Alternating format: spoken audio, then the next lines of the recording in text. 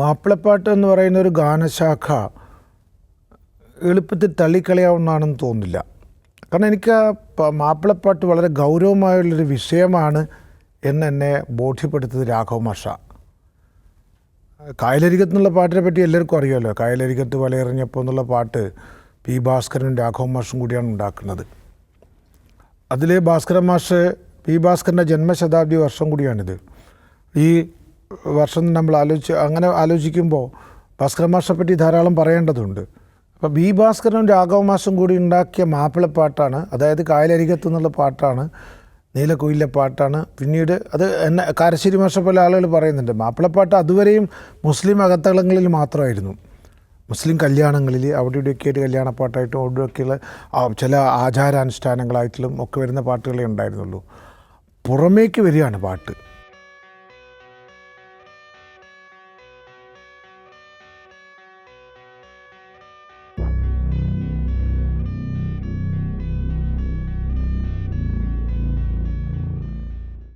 വളരെ കുട്ടിക്കാലം മുതലേ ഈ സാഹിത്യത്തോടും അല്ലെങ്കിൽ സംഗീതത്തോടും പാട്ടുകളോടും ഒക്കെയുള്ളൊരു ആഭിമുഖ്യം ഉണ്ടാകുന്ന രീതിയിലായിരുന്നു എൻ്റെ ഗൃഹാന്തരീക്ഷം.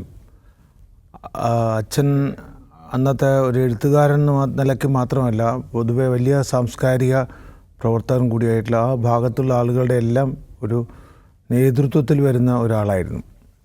പ്രത്യേകിച്ചൊരു രാഷ്ട്രീയ പാർട്ടിയുടെയോ അങ്ങനെയൊന്നും അല്ലെങ്കിൽ പോലും ഒരു പുരോഗമന ആശയമുള്ളൊരു എഴുത്തുകാരൻ എന്നുള്ള നിലയിൽ, എല്ലാ ഭാഷകളും അറിയാവുന്ന ഒരാളെന്നുള്ള നിലയിൽ, ഭയങ്കര പാണ്ഡിത്യമുള്ള ഒരാളെന്നുള്ള നിലയിൽ, എല്ലാവരുടെയും ഒരു ഗുരുനാഥനായിട്ട് സങ്കല്പിച്ചിരുന്ന അല്ലെങ്കിൽ കണക്കാക്കിയിരുന്ന ഒരാളായിരുന്നു അച്ഛൻ.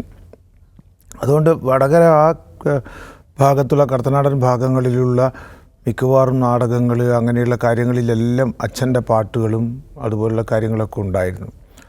അപ്പോൾ അതിൻ്റെയൊക്കെ രചനയും അത് വടകര കൃഷ്ണദാസ് എന്ന് പറയുന്ന ഒരു സംഗീതക്കാരൻ, എന്നെ ആദ്യകാലത്തെ സംഗീത പ്രാഥമികമായ പാഠങ്ങളൊക്കെ പഠിപ്പിച്ച അദ്ദേഹമാണ്. അദ്ദേഹം അച്ഛൻ്റെ പാട്ടുകൾ കമ്പോസ് ചെയ്യും, എം കുഞ്ഞിമൂസ കമ്പോസ് ചെയ്യും. ഇതൊക്കെ ചെറിയ കുട്ടിയായ സമയത്തെ കേട്ട് വളർന്ന ഒരാളാണ് ഞാൻ. അതുകൊണ്ട് തന്നെ ഒരു സംഗീതകാരൻ എന്നുള്ളതിലും അത്യാവശ്യം ഈ സാംസ്കാരികമായ കാര്യങ്ങളിൽ താല്പര്യമുള്ള ഒരാളെന്ന നിലയിലും സാഹിത്യത്തോടുള്ള താല്പര്യം എന്ന നിലയിലൊക്കെ എന്നെ രൂപപ്പെടുത്തിയതിൽ എൻ്റെ വീട്ടിന് വലിയ പങ്കുണ്ട്. അമ്മയും അതുപോലെ തന്നെ. അമ്മയുടെ പേര് ശാന്ത എന്നായിരുന്നു, അച്ഛൻ്റെ പേര് വി ടി കുമാരൻ മാഷ്. അപ്പോൾ അമ്മയ്ക്കും ഇതിനോട് വലിയ ആഭിമുഖ്യമുള്ള ഒരാളായിരുന്നു. ആദ്യകാലത്തൊക്കെ ഈ ഇങ്ങനെയുള്ള കാര്യങ്ങളും പാട്ടും ഡാൻസും അതുമൊക്കെ ആയിട്ട്, ഡാൻസൊന്നും പഠിച്ചിട്ടല്ല, ചില പ്രത്യേക ആവശ്യങ്ങൾക്ക് വേണ്ടി നൃത്തം ചെയ്യുകയൊക്കെ ചെയ്യുന്ന അങ്ങനെയുള്ളൊരു അന്തരീക്ഷത്തിലാണ് ഞാൻ വളർന്നു വന്നത്. അതുകൊണ്ട് തന്നെ സ്വാഭാവികമായിട്ട് ഇതിനോടൊക്കെ വലിയൊരു ആഭിമുഖ്യം ഉണ്ടായിരുന്നു കുട്ടിക്കാലം മുതലേ.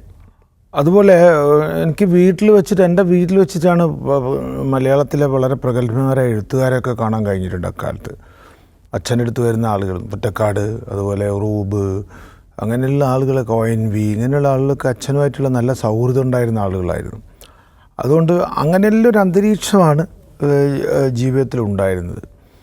അതിലൂടെ വളർന്നു വരുന്നത്. പിന്നെ എനിക്ക് തോന്നിയൊരു കാര്യം, സംഗീതത്തിലേക്ക് വരാൻ എനിക്ക് കാരണമായിത്തീരുന്ന ഒരു കാരണം ഈ സന്ധ്യാനാമം ജപിക്കുന്നതിലൂടെ വരുന്ന നമ്മുടെ ഉള്ളിലേക്ക് കടന്നു വരുന്ന ഒരു താളവും ഈ ഈണവും ഒരു സംഗീതവും ഒക്കെ ഉണ്ട്, അറിയാതെ വന്ന് ചേരുന്നതാണത്. അത് എൻ്റെ വീട്ടിലങ്ങനെ ഒരു സ്ഥിരം ഒരു പ്രാർത്ഥനയോ ഒരു പ്രാർത്ഥനാ മുറിയോ അങ്ങനെയൊന്നുമില്ല. അത് ആദ്യകാലം മുതലേ അച്ഛൻ്റെ അമ്മയ്ക്ക് വലിയ താല്പര്യമൊന്നും ഉണ്ടായിരുന്നില്ല. പക്ഷേ ഞങ്ങൾ സന്ധ്യയ്ക്ക് നാമം ജപിക്കുമായിരുന്നു. നാമം ജപിക്കുന്നതെന്ന് വെച്ചാൽ ഒരു ചിട്ട ഉണ്ടാവാൻ വേണ്ടി, ജീവിതത്തിലെ ഒരു സമയം പാലിക്കാൻ വേണ്ടി ഒക്കെ ആ സമയത്ത് വന്ന് സന്ധ്യയ്ക്ക് നാമം ജപിക്കുന്ന ഒരു രീതി ഉണ്ടായിരുന്നു. അതിൽ ശ്രീനാരായണ ഗുരുസ്വാമിയുടെയും അതുപോലെ വാഗ്ഭടാനന്ദൻ്റെയും അതുപോലുള്ള കുമാരനാശാൻ്റെയും അല്ലാതെ ചില സിനിമാ പാട്ടുകളുടെ ഭക്തിഗാനങ്ങളും ഒക്കെ ഞങ്ങൾ ഈ സന്ധ്യയ്ക്ക് ഞങ്ങൾ മക്കൾ 4 പേരും ഇരുന്ന് ജപിക്കുമായിരുന്നു.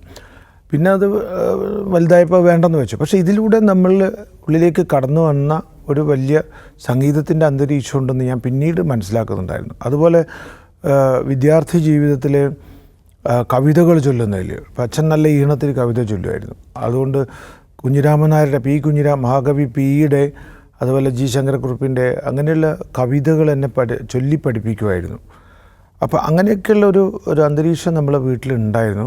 കുട്ടികൾ എങ്ങനെ വളരണം, അവരുടെ ഒരു സൗന്ദര്യാത്മകമായ ഒരു തലം എങ്ങനെ ഉണ്ടാവണം എന്നുള്ളതിനെ പറ്റിയൊരു ബോധം എൻ്റെ അച്ഛനുണ്ടായിരുന്നു എന്ന് എനിക്ക് പിന്നീട് തോന്നിയിട്ടുണ്ട്. അന്നൊന്നും ഞാൻ കുട്ടികളായതുകൊണ്ട് അറിയില്ല. അപ്പോൾ ഉദാഹരണത്തിന് ഇപ്പോൾ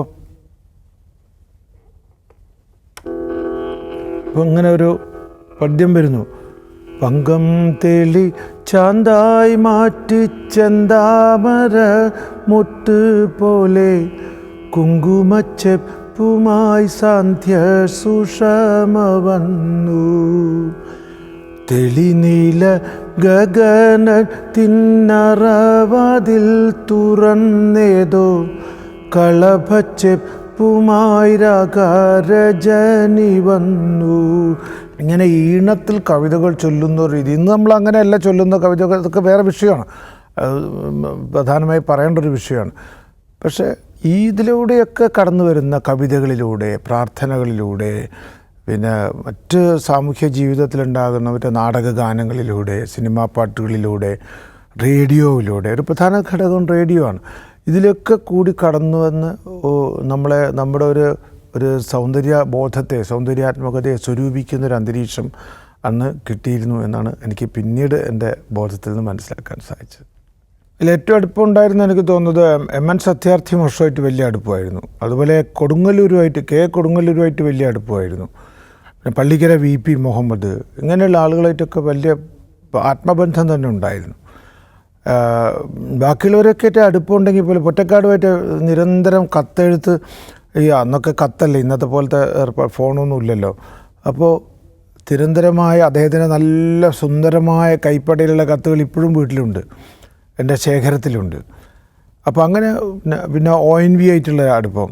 ONV അച്ഛൻ ക്ഷണിച്ചിട്ട് മതിലേരി കന്നി എന്ന് പറയുന്ന ഒരു കാവ്യം ചൊല്ലിക്കേൾക്കാൻ വേണ്ടി മാത്രമായിട്ട് വടകര വന്നിട്ടുണ്ട്. അത് വളരെ അപൂർവം, കാരണം വേറൊരു പരിപാടിയില്ലാതെ ഇത് ചൊല്ലിക്കേൾക്കാൻ വേണ്ടി മാത്രം ഒരു വലിയ കവി വരിക. അദ്ദേഹത്തിൻ്റെ ഒരു സാംസ്കാരികമായ ഒരു ഔന്നത്യം നമ്മൾ ആലോചിക്കണം. പിന്നെ അദ്ദേഹം തന്നെ അത് ഏറ്റെടുത്ത് കേരള സാഹിത്യ അക്കാദമി കൊണ്ട് പ്രസിദ്ധീകരിപ്പിക്കാൻ അച്ഛൻ്റെ വലിയൊരു പഠനത്തോടു കൂടി. അപ്പോൾ ഇങ്ങനെയൊക്കെയുള്ള ഒരു വളരെ ക്രിയേറ്റീവായിട്ടുള്ള ഒരു സൗഹൃദ ബന്ധം.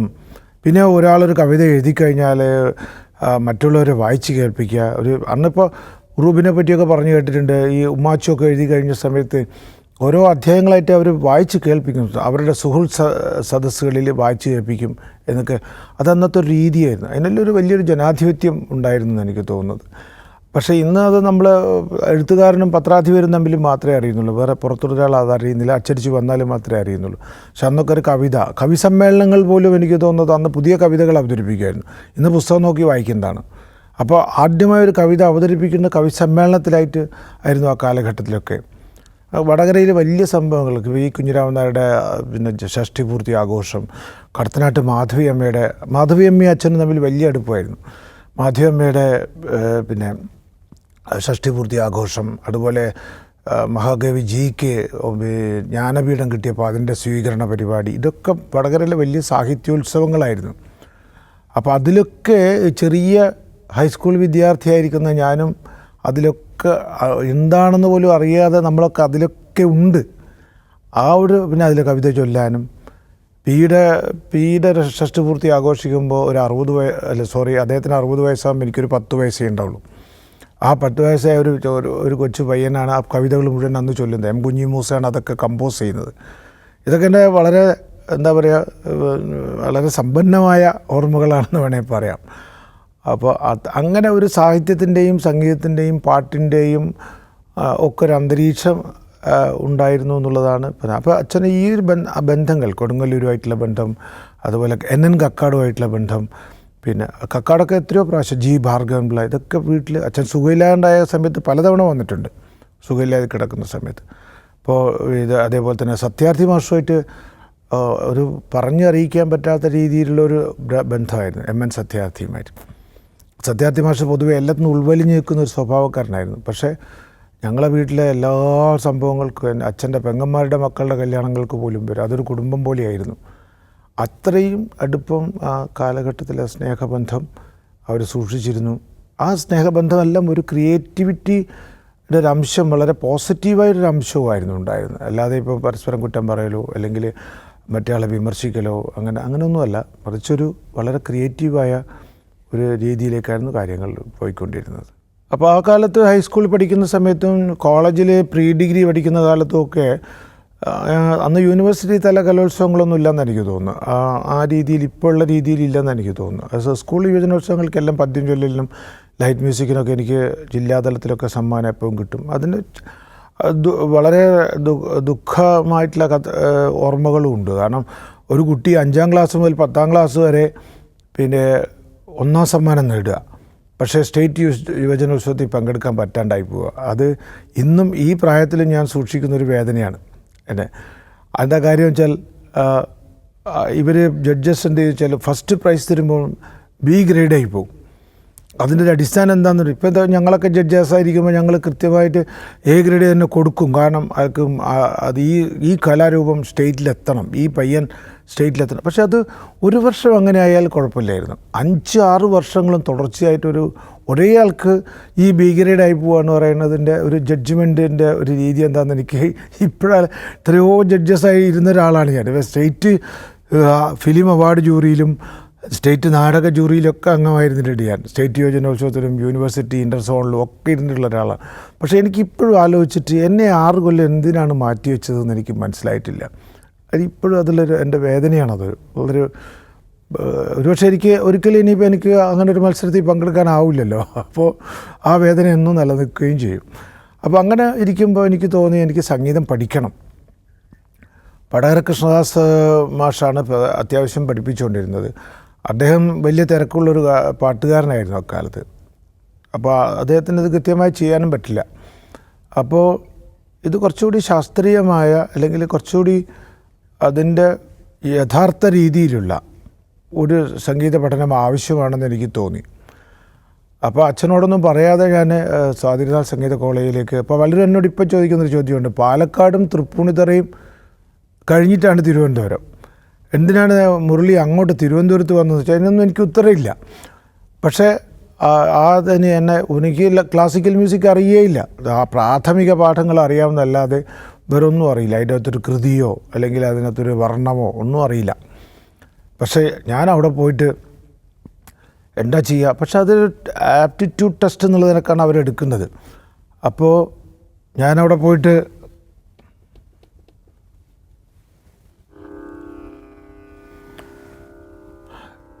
ഒന്ന് പാടാൻ പറഞ്ഞു. എന്നോട് പാടാൻ പറഞ്ഞപ്പോൾ എനിക്കറിയാവുന്ന കൃഷ്ണദാസ് മാസ്റ്റർ കമ്പോസ് ചെയ്തൊരു പാട്ട്, ഈയിടെ നമ്മളെ വിട്ടുപോയ ഒരു വലിയ കവിയാണ് SV ഉസ്മാൻ എന്ന് പറയുന്നത്. അത് എനിക്കെപ്പോഴും നല്ല വലിയ അടുപ്പമുണ്ടായിരുന്ന ഒരാളാണ്. അദ്ദേഹത്തിൻ്റെ ഒരു പാട്ട് ഞാൻ പാട്ടാണ്. അതിങ്ങനെയായിരുന്നു: സപ്തസ്വര പൂഞ്ചിറകിൽ പാറും സ്വർഗീയ ഗാനമേ, അക്ഷരതാരക വീഥിയിലലയും സ്വർഗകുമാരികേ,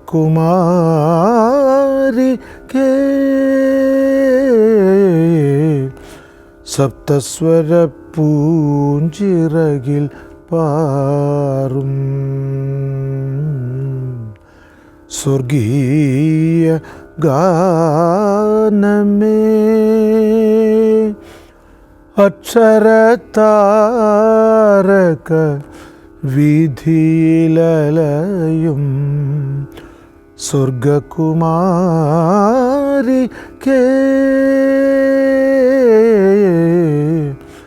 സപ്തസ്വര പൂഞ്ചിറകിൽ പാറും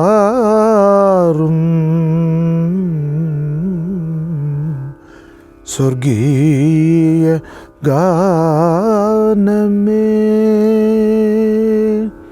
ഈ പാട്ട് പാടിക്കഴിഞ്ഞപ്പോൾ വലിയ അവിടുത്തെ ഇതിൻ്റെ തീരുമാനിക്കുന്ന വലിയ ശാസ്ത്രീയ സംഗീതത്തിൻ്റെ വലിയ പണ്ഡിതന്മാരാണ് അവിടുത്തെ.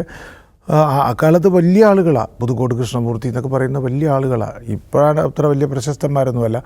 അക്കാലത്ത് വെച്ചൂർ ഹരിഹര സുബ്രഹ്മണ്യയ്യർ, മാവേലിക്കര പ്രഭാരവർമ്മ സാറ്, അതുപോലെ Kumara Keralavarma sir, G Seethalakshmi, Puthukode Krishnamoorthy sir, ഇങ്ങനെ ചാലക്കുടി നാരായണസ്വാമി സാറ്, നെല്ലൈ കൃഷ്ണമൂർത്തി സാറ്. ഇങ്ങനെ നെല്ലൈ കൃഷ്ണമൂർത്തി സാറായിരുന്നു അന്ന് സംഗീത കോളേജിൻ്റെ പ്രിൻസിപ്പൽ. അപ്പോൾ ഇവരിലൊക്കെ പലരും ഇരുന്നിട്ടാണ് ഈ കുട്ടികളെ തിരഞ്ഞെടുക്കുന്നത്. അപ്പോൾ ഞാൻ ഈ പാട്ട് പാടിയപ്പോൾ അവരെന്നെ തിരഞ്ഞെടുത്തു. കാരണം എന്നോട് ശാസ്ത്രീയ സംഗീതത്തെ പറ്റി ഒരു ചോദ്യവും ചോദിച്ചില്ല. കാരണം എനിക്ക് പാടാനുള്ളൊരു കഴിവുണ്ട് എന്നുള്ളത് അവർ മനസ്സിലാക്കി. മറ്റു പലരും ശാസ്ത്രീയ സംഗീതം പഠിക്കുന്നവർക്കും അതില്ലായിരുന്നു എന്നുള്ളതും മനസ്സിലാക്കി പലരും തഴയപ്പെടുകയും ചെയ്തു. അപ്പോൾ അതുകൊണ്ട് അങ്ങനെ പിന്നെ സെലക്ഷൻ കിട്ടി. അച്ഛൻ പോലും അറിയാതാണ് ഞാനിതൊക്കെ കൊടുത്തിട്ടുള്ളത്. അങ്ങനെ പിന്നെ 4 വർഷം അവിടെ തുടർച്ചയായി ഇത്തരം ഗുരുനാഥന്മാരെ ഞാൻ ഏറ്റവും ഓർമ്മിക്കുന്ന ഗുരുനാഥന്മാരാണ് ഈ PR കുമാരകേൾവർമ്മ സാറ്, അതുപോലെ കഴിഞ്ഞ വർഷത്തെ സ്വാതി പുരസ്കാരമൊക്കെ നേടിയാലാണ് അദ്ദേഹം, അതുപോലെ വെങ്കടരമണൻ സാറ്, അതുപോലെ G. സീതലക്ഷ്മി ടീച്ചർ. ഇവരൊക്കെ ശെമ്മൻകുടിയുടെയൊക്കെ ആ ഒരു പാരമ്പര്യത്തിൽ, ആ ബാണിയിൽ എന്ന് പറയും സംഗീതത്തിൽ വരുന്ന ആളാണ് സീതലക്ഷ്മി ടീച്ചറും വർമ്മ സാറും ഒക്കെ. അപ്പോൾ അങ്ങനെ ഒരു അന്തരീക്ഷം എനിക്ക് നമ്മുടെ ഉള്ള സംഗീതത്തിനെ ഒരു ശാസ്ത്രബദ്ധമാക്കാൻ, അല്ലെങ്കിൽ അതിനൊരു നമ്മൾ എന്താ പറയുക, ലക്ഷ്യജ്ഞാനം ലക്ഷണജ്ഞാനം എന്ന് പറയും സംഗീതത്തിൽ. ലക്ഷ്യം അതുവരെ എനിക്ക് ലക്ഷ്യജ്ഞാനം മാത്രമേ ഉള്ളൂ. കാരണം ഇങ്ങനെ പാടിയാൽ അങ്ങോട്ട് എത്തും എന്നുള്ള, ഇതിലേ പോയാൽ അവിടെ എത്തും എന്നുള്ളത് മാത്രമേ ഉള്ളൂ. പക്ഷേ എങ്ങനെയൊക്കെയാണ് കൃത്യമായി പോകേണ്ടത്, ഏതൊക്കെ സ്വരസ്ഥാനങ്ങളിലൂടെയാണ് പോകേണ്ടത്, ഏതൊക്കെ സ്വരസ്ഥാനങ്ങളിൽ കൂടി പോയാലാണത് കൃത്യമാവുകയുള്ളൂ എന്നുള്ളതിനെക്കുറിച്ചൊരു ബോധം, ആ ബോധത്തിനാണ് ലക്ഷണജ്ഞാനം എന്ന് പറയുന്നത്.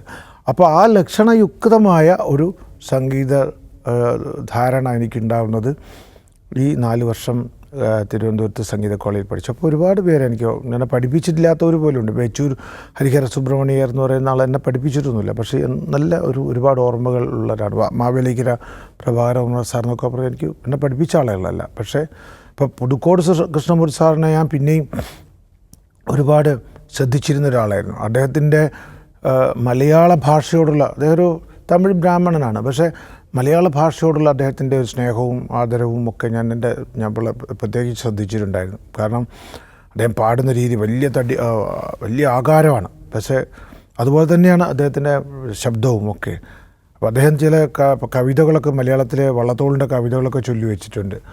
അതൊക്കെ എന്തോ ഒരു ഭംഗിയാണെന്നറിയാം. ഇവിടെ മലയാളത്തിലെ വലിയ പ്രമുഖന്മാരായ പാട്ടുകാർ പാടിയതിനെയൊക്കെ പിന്നിലാക്കി കളിയും അദ്ദേഹത്തിൻ്റെ. അപ്പോൾ അദ്ദേഹം ഇപ്പോൾ ഒറ്റ വരിയാൻ മാത്രം ഞാൻ പാടാം. അപ്പോൾ വള്ളത്തോളിൻ്റെ വാസ്തവം തന്നെയോ എന്നൊരു കവിത അദ്ദേഹം പാടി വെച്ചത് ഇങ്ങനെയാണ്: നേർത്തന്നയോ കറുകറുത്ത ലിപിവ്രജത്തിലീ നാട്ടുപത്രിക നിരത്തിയ നീചവൃത്തം. ടോൾസ്റ്റോയ് ഗൃഹത്തെയുമെരിച്ചു പുകച്ചുവെന്നോ റഷ്യാരിപ്പുക്കളുടെ ദുശ്ചരിതാഗ്നിഗോളം.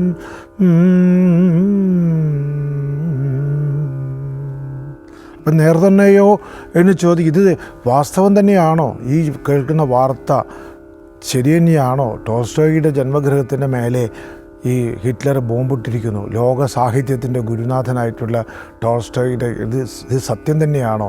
ഇത് വിശ്വസിക്കാൻ പറ്റുമോ? അല്ലെങ്കിൽ ഇത് സംശയിക്കേണ്ട കാര്യമാണ്, ഇതൊരു ആശ്ചര്യമാണ് എന്നുള്ളത് അദ്ദേഹം പാടുമ്പോൾ നേർത്തന്നെയോ എന്ന് പറയുമ്പോൾ തന്നെ അത് വരും. അങ്ങനെ കവിത ചൊല്ലുന്നത് തന്നെ ഒരു അട്രാക്ഷൻ എനിക്കുണ്ടാവുന്നത് അങ്ങനെയാണ്. ഞാൻ അതിലേക്ക് ഞാൻ പിന്നെ വരാം. അപ്പോൾ അവിടെ വെച്ചിട്ടാണ് ഈ ഗുരുനാഥന്മാരൊക്കെ, Avaneeshwara Ramendra sir, VI Sugu sir, ഇങ്ങനെയൊക്കെ കുറേ അധ്യാപകന്മാരെ ഞങ്ങൾക്ക് ഗുരുനാഥന്മാരെന്നാണ് സംഗീതത്തിൽ പറയുമ്പം പറയുക. അവരൊക്കെ ഉണ്ടാക്കിത്തന്ന ഒരു ലക്ഷണബദ്ധമായ ഒരു സംഗീതവും എനിക്ക് അത്യാവശ്യമുണ്ടായി. അപ്പോൾ അത് പിന്നീടുള്ള ജീവിതത്തിന് വലിയ ഗുണം ചെയ്യുകയും ചെയ്തു, സംഗീത ജീവിതത്തിന്. പിന്നീട് ഞാൻ അവിടെ നിന്നാണ് പിന്നെ മദ്രാസിലേക്ക് പോകുന്നത്. അതിനിടയ്ക്ക് ഞാൻ സിനിമയിലൊക്കെ പാട്ടൊക്കെ പാടിയിട്ടുണ്ടായിരുന്നു. അന്ന് തേൻതുള്ളി പോലത്തെ സിനിമയിലൊക്കെ പാടിയിട്ടുണ്ടായിരുന്നു. അപ്പോൾ ഈ സിനിമയിൽ പാടുക എന്നുള്ളത് തന്നെ മദ്രാസിൽ പോകണം അക്കാലത്ത്. ഇവിടെയൊന്നും റെക്കോർഡിംഗ് സ്റ്റുഡിയോകളോ അങ്ങനത്തെ ഒന്നുമില്ല. മദ്രാസിൽ പോയി താമസിച്ചു. അതിപ്പോൾ യേശുദാസായാലും ജയചന്ദ്രനായാലും ഒക്കെ അവിടെ തന്നെ മ്യൂസിക് ഡയറക്ടർമാരായിട്ടുള്ള രാഘവൻ മാഷായാലും ദേവരാജൻ മാഷായാലും ബാബു കെ ആയാലും അർജുനൻ മാഷായാലും ഒക്കെ അവിടെ മദ്രാസിലാണ് താമസിക്കുന്നതൊക്കെ. ആ കാലത്ത് മദ്രാസ് പോയി നിൽക്കുക എന്നൊരു കാരണമായിട്ട് കൂടിയാണ് ഞാൻ അന്ന് സംഗീത കോളേജിൽ പഠനം ഉപയോഗിക്കുന്നത്. പക്ഷേ എനിക്കത് വരെ ഗുണമൊന്നും ചെയ്തില്ല. പക്ഷെ ഒരു വലിയ ഗുണം ചെയ്തു. അവിടെ വെച്ച് ഞാൻ പാലക്കാട് KV നാരായണസ്വാമി എന്ന് പറയുന്ന ഒരു മഹാപണ്ഡിതനുമായിട്ട് എനിക്ക് ബന്ധപ്പെടാൻ കഴിഞ്ഞു. അദ്ദേഹം അന്ന് സംഗീത കോളേജിലെ പ്രൊഫസറാണ്. അദ്ദേഹം എന്നെ ഓർക്കുന്ന പിന്നെ അദ്ദേഹം ഇപ്പം ഇല്ല, പത്മവിഭൂഷണെല്ലാം കിട്ടിയിട്ടുള്ള ആളാണ്. എന്നെ അദ്ദേഹം പിന്നീട് ഓർത്തിട്ടൊന്നുമില്ല, കാരണം അങ്ങനെ ഒരു രീതിയിലൊന്നും അല്ലായിരുന്നു. പക്ഷെ അദ്ദേഹം പാടുന്ന രീതി എനിക്ക് തോന്നുന്നു പിന്നീട് എൻ്റെ ലൈറ്റ് മ്യൂസിക് പഠനത്തിൽ പോലും അത് ആലാപന രീതിക്ക് പോലും അത് വലിയ ഗുണകരമായി തീർന്നിട്ടുണ്ട്. എങ്ങനെ ഭാവപരമായ അംശത്തെ കൊണ്ടുവരണം, അത് പല അതായത് ക്ലാസിക്കൽ മ്യൂസീഷ്യൻസും ശ്രദ്ധിക്കാത്ത കാര്യമാണ്. വളരെ സാങ്കേതികമായിട്ട് മാത്രം പാടിപ്പോവുകയാണ് ചെയ്യുന്നത്. പക്ഷേ അദ്ദേഹം പാടുന്നത് എനിക്ക് ഒരു അമൃത് കിട്ടുന്നത് പോലെയാണ്. ഞങ്ങളെ ക്ലാസ്സിലിരുന്നിട്ട് പാടി ഓരോ കാവാവ എന്നുള്ള, പിന്നെ അതുപോലെ മനസ്സ് സ്വാധീന എന്നുള്ള ഇങ്ങനെ കൃതികളൊക്കെ പഠിപ്പിക്കുമ്പോൾ അദ്ദേഹം ഇങ്ങനെ കണ്ണു അടച്ചിരുന്ന് ഇങ്ങനെ ഒരു പ്രാർത്ഥന പോലെയാണ് അദ്ദേഹം പഠിപ്പിക്കുന്നത്. അതെൻ്റെ ജീവിതത്തിലൊരു വലിയൊരു നേട്ടമായിട്ട് ഞാൻ ഇപ്പോഴും വളരെ അഭിമാനപൂർവ്വം അല്ലെങ്കിൽ വളരെ നന്ദിയോടുകൂടി ഞാൻ ഓർക്കുന്ന ഒരു കാര്യമാണ്. പക്ഷേ എനിക്കത് ആ ജീവിതം എനിക്ക് അവിടെ തുടരാൻ പറ്റിയില്ല. വേറെ ചില റീസൺസ് ഉണ്ട്. അതുകൊണ്ട് ഞാൻ മടങ്ങിപ്പോന്നു അവിടുന്ന്. മദ്രാസിൽ നിന്ന് മടങ്ങിപ്പോന്നു. വിദ്വാൻ പൂർത്തിയാക്കാതെ, വിദ്വാൻ എന്നാണ് ആ കോഴ്സിൻ്റെ പേര്, മടങ്ങിപ്പോന്നു. പക്ഷെ അത് ഓരോരോ വഴിത്തിരിവുകളാണ്, ജീവിതത്തിലെ ഓരോ വഴിത്തിരിവുകളാണ്. കാരണം അത് എന്നാൽ കംപ്ലീറ്റ് ചെയ്തിരുന്നെങ്കിൽ എനിക്ക് സംഗീത കോളേജിൽ പ്രൊഫസറായിട്ടൊക്കെ വരാൻ പറ്റുമായിരുന്നു. പക്ഷെ അവിടെ വെച്ച് ഞാൻ അങ്ങോട്ട് വഴിമാറിപ്പോയി. ഈ നേരത്തെ പരാമർശിച്ച ഈ സ്വാതിനാഥ് സംഗീത കോളേജിൽ പഠിക്കുന്ന കാലത്ത് തന്നെ ഞാൻ ഈ കോഴിക്കോട് ആകാശവാണിയിൽ ഓഡിഷൻ്റെ ആയിട്ടുള്ള ആർട്ടിസ്റ്റായിരുന്നു. അന്ന് രാഘവ് മാഷാണ് അവിടുത്തെ അതിൻ്റെ ചീഫ്, ലളിതഗാന വിഭാഗത്തിൻ്റെ. അപ്പോൾ അവിടുന്ന് എനിക്ക് ഓഡിഷൻ കിട്ടിയതും നേരത്തെ പറഞ്ഞ ഈ സപ്തസ്വര പൂഞ്ചിറകിൽ എന്ന് പറഞ്ഞ പാട്ട് പാടിയിട്ടാണ് അവിടെയും ഓഡിഷൻ കിട്ടുന്നത് എനിക്ക്. അത് കഴിഞ്ഞ് ഞാൻ ആ പഠനകാലത്ത് തന്നെ KPSCയിൽ ഒരു ആവശ്യം വരികയാണ്. അവർക്ക് പെട്ടെന്നൊരു പാട്ടുകാരൻ, പിന്നെ നാടകത്തിൻ്റെ ദിവസം, നാടക ഉദ്ഘാടന ദിവസം ഒരു പാട്ടുകാരന് വരാൻ പറ്റാതായി പോവാണ്. അപ്പോൾ അന്നെല്ലാം പിന്നണിയിൽ നിന്ന് പാടുന്നൊരു കാലമാണ്, അല്ലാണ്ട് റെക്കോർഡിംഗ് അല്ല. ഈ ഗായകൻ നാടകത്തോടൊപ്പം തന്നെ നാടകവണ്ടി സഞ്ചരിച്ച് എല്ലാ സ്ഥലത്തും പോയി പാടണം. 100 നാടകം കളിക്കുന്നതിൻ്റെ 100 സ്ഥലത്തും നമ്മൾ പോകണം. പക്ഷേ എനിക്ക് ഈ പഠനം കൂടിയുള്ളതുകൊണ്ട് കുറേ അസൗകര്യങ്ങൾ ഉണ്ടായെങ്കിലും അത് ഞാൻ ആ നാടകത്തിൽ മുഴുവൻ ഞാൻ ഉണ്ടായിരുന്നു. എനിക്ക് മരണമില്ല എന്ന കണിയാപുരം രാമേന്ദ്രൻ എഴുതിയൊരു നാടകമായിരുന്നു അത്. ആ നാടകത്തിൽ പാട്ട് എഴുതിയതും അദ്ദേഹമായിരുന്നു. അതിൻ്റെ സംഗീത സംവിധാനം നിർവഹിച്ചത് ദേവരാജ മാഷായിരുന്നു. അപ്പോൾ അതിന് ഞാൻ പെട്ടെന്ന് റിഹേഴ്സലിന് പോകുന്നു, പാട്ട് പഠിക്കുന്നു, സ്റ്റേജിൽ അവതരിപ്പിക്കുന്നു. പിന്നീട് തുടർന്ന് ഒരുപാട് കാലം എന്ന് പറഞ്ഞുകൂടെ, ഒരു വർഷമൊക്കെ ആ നാടകത്തിനോടൊപ്പം തന്നെ പോയി നാടകത്തിന്. അന്ന് പ്രേമചന്ദ്രനെ പോലുള്ള നടന്മാർ, KPSC പ്രേമചന്ദ്രൻ, കരകുളം ചന്ദ്രൻ, പിന്നെ ബിയാട്രീസ്, പിന്നീട് ഡബിങ് ആർട്ടിസ്റ്റൊക്കെ ആയിരുന്ന ആനന്ദവല്ലി എന്ന് പറഞ്ഞിട്ടൊരു നടിയായിരുന്നു ആ സമയത്ത് അതിലെ പ്രധാന നായികയായിട്ടുണ്ടായിരുന്നത്. ഞാറക്കൽ ശ്രീനി, ഇങ്ങനെയുള്ള ഖാൻ സാഹിബ്, ഇങ്ങനെയുള്ള ആളുകളൊക്കെ, ജോൺസൺ മാഷ് ഇപ്പോൾ പറയുന്ന നമ്മളെ മ്യൂസിക് ഡയറക്ടർ ജോൺസൺ അല്ല, അവിടെ ഒരു ഹാർമോണിസ്റ്റും മ്യൂസിക്കോ ചെയ്യുന്നൊരു ജോൺസൺ ഉണ്ടായിരുന്നു. അപ്പം ഇങ്ങനെയുള്ള ആളുകളായിട്ടൊക്കെ ബന്ധപ്പെടാനും അവിടെ നാടകത്തിൽ നിന്നൊരു അനുഭവം പുതിയത് ആർജിക്കുന്നത് എന്താ വെച്ചാൽ, ഒരു സ്റ്റേജിൻ്റെ പാർശ്വത്തിലിരുന്ന് പാടുന്നൊരു ഗായകനും സ്റ്റേജിൽ നിന്നുകൊണ്ട് അഭിനയിക്കുന്ന ഒരു നടനും തമ്മിൽ കൈമാറുന്ന ഒരു വൈകാരികത, അത് ഇന്നത്തെ നാടകത്തിനില്ല. എന്തുകൊണ്ട്? അത് സ്റ്റുഡിയോയിൽ കഴിഞ്ഞു, പാട്ടുപാടി കഴിഞ്ഞു. ഇപ്പം മാനിഷാദ മന്ത്രം പാടി മനസ്സു കരയുന്നു എന്ന് പാട്ട് ഞാൻ പാടുമ്പം പ്രേമചന്ദ്രൻ അതിൻ്റെ സ്റ്റേജത്ത് അഭിനയിക്കുന്നു. ആ അഭിനയിക്കുന്നത് കണ്ടുകൊണ്ടാണ് ഞാൻ പാടുന്നത്, എൻ്റെ പാട്ട് കേട്ടുകൊണ്ടാണ് പ്രേമചന്ദ്രൻ അഭിനയിക്കുന്നത്. ഈ കൊടുക്കൽ വാങ്ങൽ ഒരു പ്രക്രിയ നാടകത്തിൽ ആ കാലഘട്ടത്തിൽ നടന്നിരുന്നു. മ്യൂസിക്കാരന് അല്ല, ഓർക്കസ്ട്രക്കാർക്ക് വരെ അത് ബാധകമാണ്.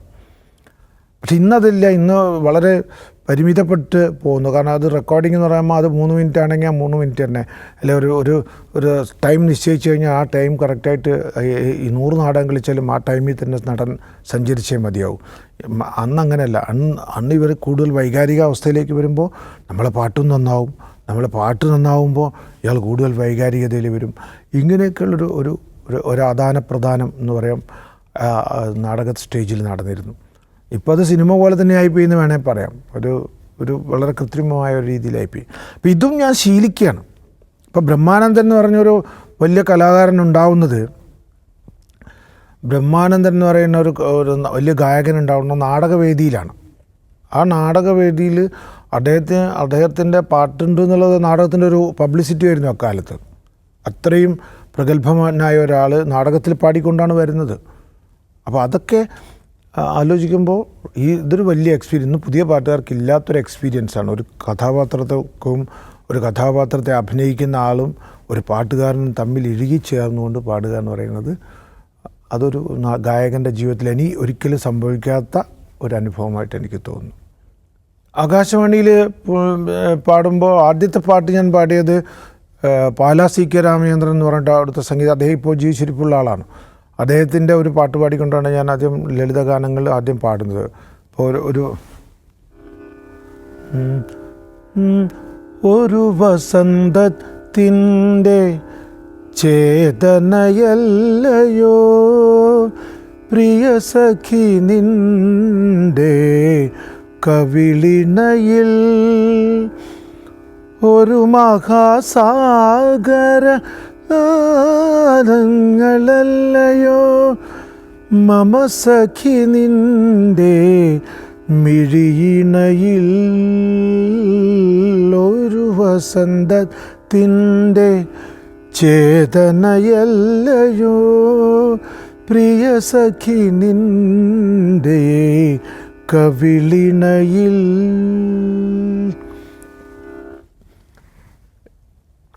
ഇതായിരുന്നു ഞാൻ ആദ്യം പാടിയിരുന്ന പാട്ട്. അത് അതിൻ്റെ ഇടയ്ക്കൊരു വാക്കെന്തോ മറന്നുപോയി. അപ്പോൾ ആ രാഘവ മാഷ് അവിടെ ഉള്ള കാലമാണ്. രാഘവ മാഷ് അദ്ദേഹത്തിൻ്റെ പ്രൊഡ്യൂസർ, അന്നത്തെ ഇന്ന് പ്രോഗ്രാം എക്സിക്യൂട്ടീവ് എല്ലാം എന്നാണ് എൻ്റെ ഓർമ്മ. അന്നത്തെ ആ തസ്തികയുടെ പേര് പ്രൊഡ്യൂസർ എന്നാണ് എനിക്ക് തോന്നുന്നത്. അപ്പോൾ അവിടെ വെച്ചിട്ട് മാഷ് അവിടെ വെച്ചെല്ലാം നേരത്തെ പരിചയപ്പെട്ടിട്ടുണ്ട്. എങ്കിൽ പോലും മാഷുമായിട്ട് കൂടുതൽ അടുപ്പുണ്ടാവുന്നു. അതിനുശേഷമാണ് തേൻതുള്ളി എന്ന സിനിമയിലേക്ക് വരുന്നത്. സിനിമയിൽ മാഷിലൂടെ അല്ല വന്നെങ്കിൽ പോലും അതിൻ്റെ പ്രൊഡ്യൂസർ ഷാജഹാൻ എന്ന് പറഞ്ഞ ഒരാളുണ്ടായിരുന്നു. അതുപോലെ PT അബ്ദുറഹിമാൻ്റെ ആണ് അതിലെ സിനിമയിൽ തേൻതുള്ളിയിൽ പാട്ട് എഴുതിയത്. പള്ളിക്കര VP മുഹമ്മദിൻ്റെ കഥയാണ്. പിന്നെ ഇതൊക്കെ അച്ഛൻ്റെ വളരെ SV അബ്ദുള്ള എന്ന് പറഞ്ഞിട്ട് ഒരാളുണ്ടായിരുന്നു. അയാളിപ്പോൾ കഴിഞ്ഞ കൊറോണ കാലത്താണ് മരിച്ചുപോയത്. അപ്പോൾ ഇവരൊക്കെ അച്ഛൻ അന്ന് വളരെ രോഗിയായി ഒരു വശം തളർന്നു കിടക്കുന്നൊരവസ്ഥ വന്നപ്പോൾ അച്ഛനോട് കാണിച്ച ഒരു സ്നേഹവും കൂടിയാണ്, ബഹുമാനവും കൂടിയാണ്.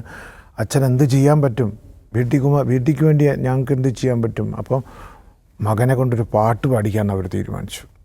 KP കുമാരൻ എന്ന് പറയുന്ന സിനിമാ സംവിധായകനായിരുന്നു തേൻതുള്ളി സംവിധാനം ചെയ്തത്. അദ്ദേഹവും അച്ഛനെ ഇങ്ങനെ കിടക്കുന്ന മെഡിക്കൽ കോളേജിൽ വന്ന് കണ്ടിട്ടാണ് ഈ സിനിമ റെക്കോർഡിങ്ങിലേക്ക് പോകുന്നത്. അപ്പോൾ അദ്ദേഹം അത് എഴുതിയിട്ടുണ്ട്. അദ്ദേഹത്തിൻ്റെ മനസ്സിലും എന്താണ് കുമാരൻ മാസ്റ്റർക്ക് ഇങ്ങനെ ഒരു വലിയൊരു ആളാണല്ലോ ഈ കിടക്കുന്നത്, അപ്പോൾ എന്താണ് ചെയ്യാൻ പറ്റുക എന്നുള്ളത് ആലോചിക്കുന്നത്. പിന്നെ ഇവരെല്ലാവരും ഒരു ടീമായിട്ട് അത് ആവശ്യപ്പെട്ടപ്പോൾ KP അംഗീകരിച്ചു. പിന്നെ കൂടാതെ രാഘവ മാഷാണെന്നാണ് പിന്നെ ഏറ്റവും അന്തിമമായി തീരുമാനിക്കേണ്ടത്. രാഘവ മാഷും എൻ്റെ പാട്ടൊക്കെ കേട്ടിട്ടുണ്ട് അക്കാലത്ത്. രാഘവ മാഷും അത് അംഗീകരിക്കുകയുണ്ടായത്. അപ്പോൾ അങ്ങനെയാണ് ആ സിനിമയിലേക്ക് വരുന്നത്. ആ സിനിമയിൽ എനിക്ക് ഒരുപക്ഷെ വേറെ ഒരാൾക്കും ലഭിക്കാത്ത രീതിയിൽ 2 സോളോ പാടിയിട്ടാണ്. ഓത്തുപള്ളി എന്നുള്ള പാട്ട് മാത്രമല്ല, കാലത്തെ ജയിക്കുവാൻ പറഞ്ഞിട്ട് വേറൊരു പാട്ടുണ്ടോ അതിനകത്ത്.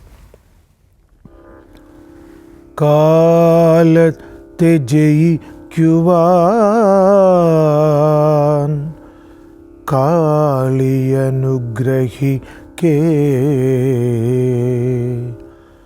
കാവ്യ സൗഭഗം പൂത്ത കാളിദാസൻ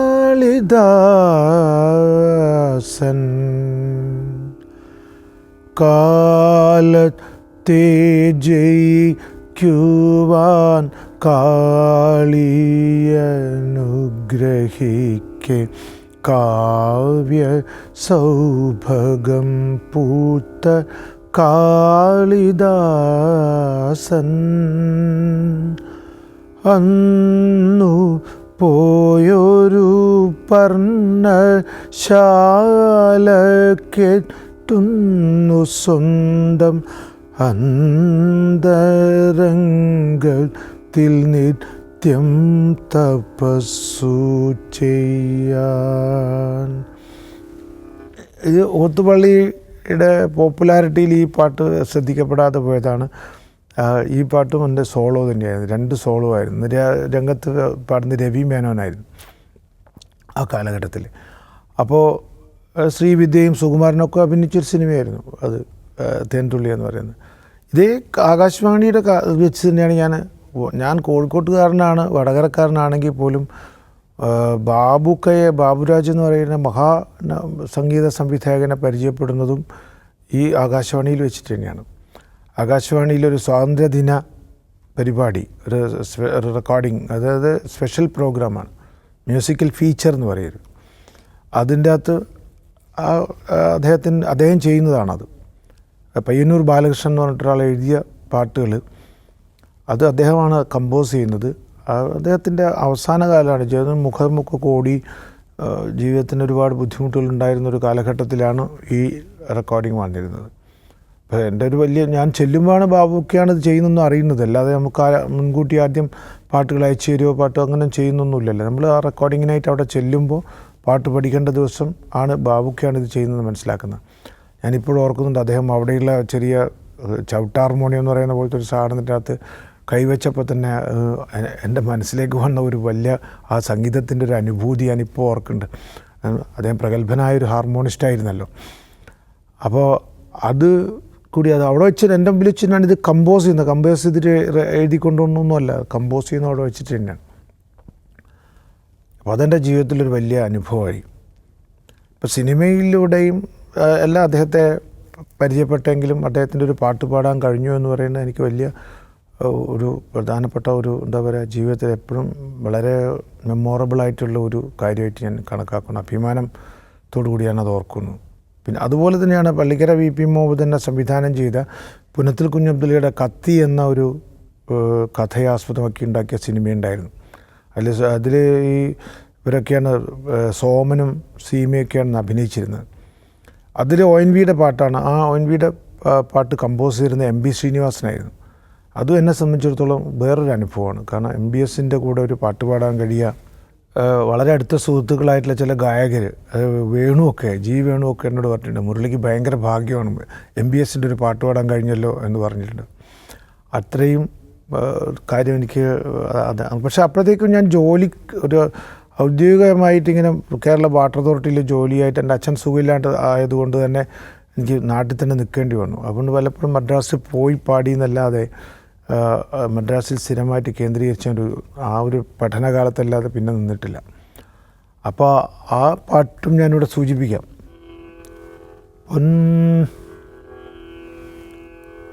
പൊന്നരളി പൂവൊന്നു മുടിയിൽ ചൂടി കന്നിനിലാക്കസവൊളി പുടവ ചുറ്റി കുന്നത്തെക്കാവിൽ വിളക്കു കാണാൻ വന്നോരുൾനാടൻ പെൺകിടാവേ,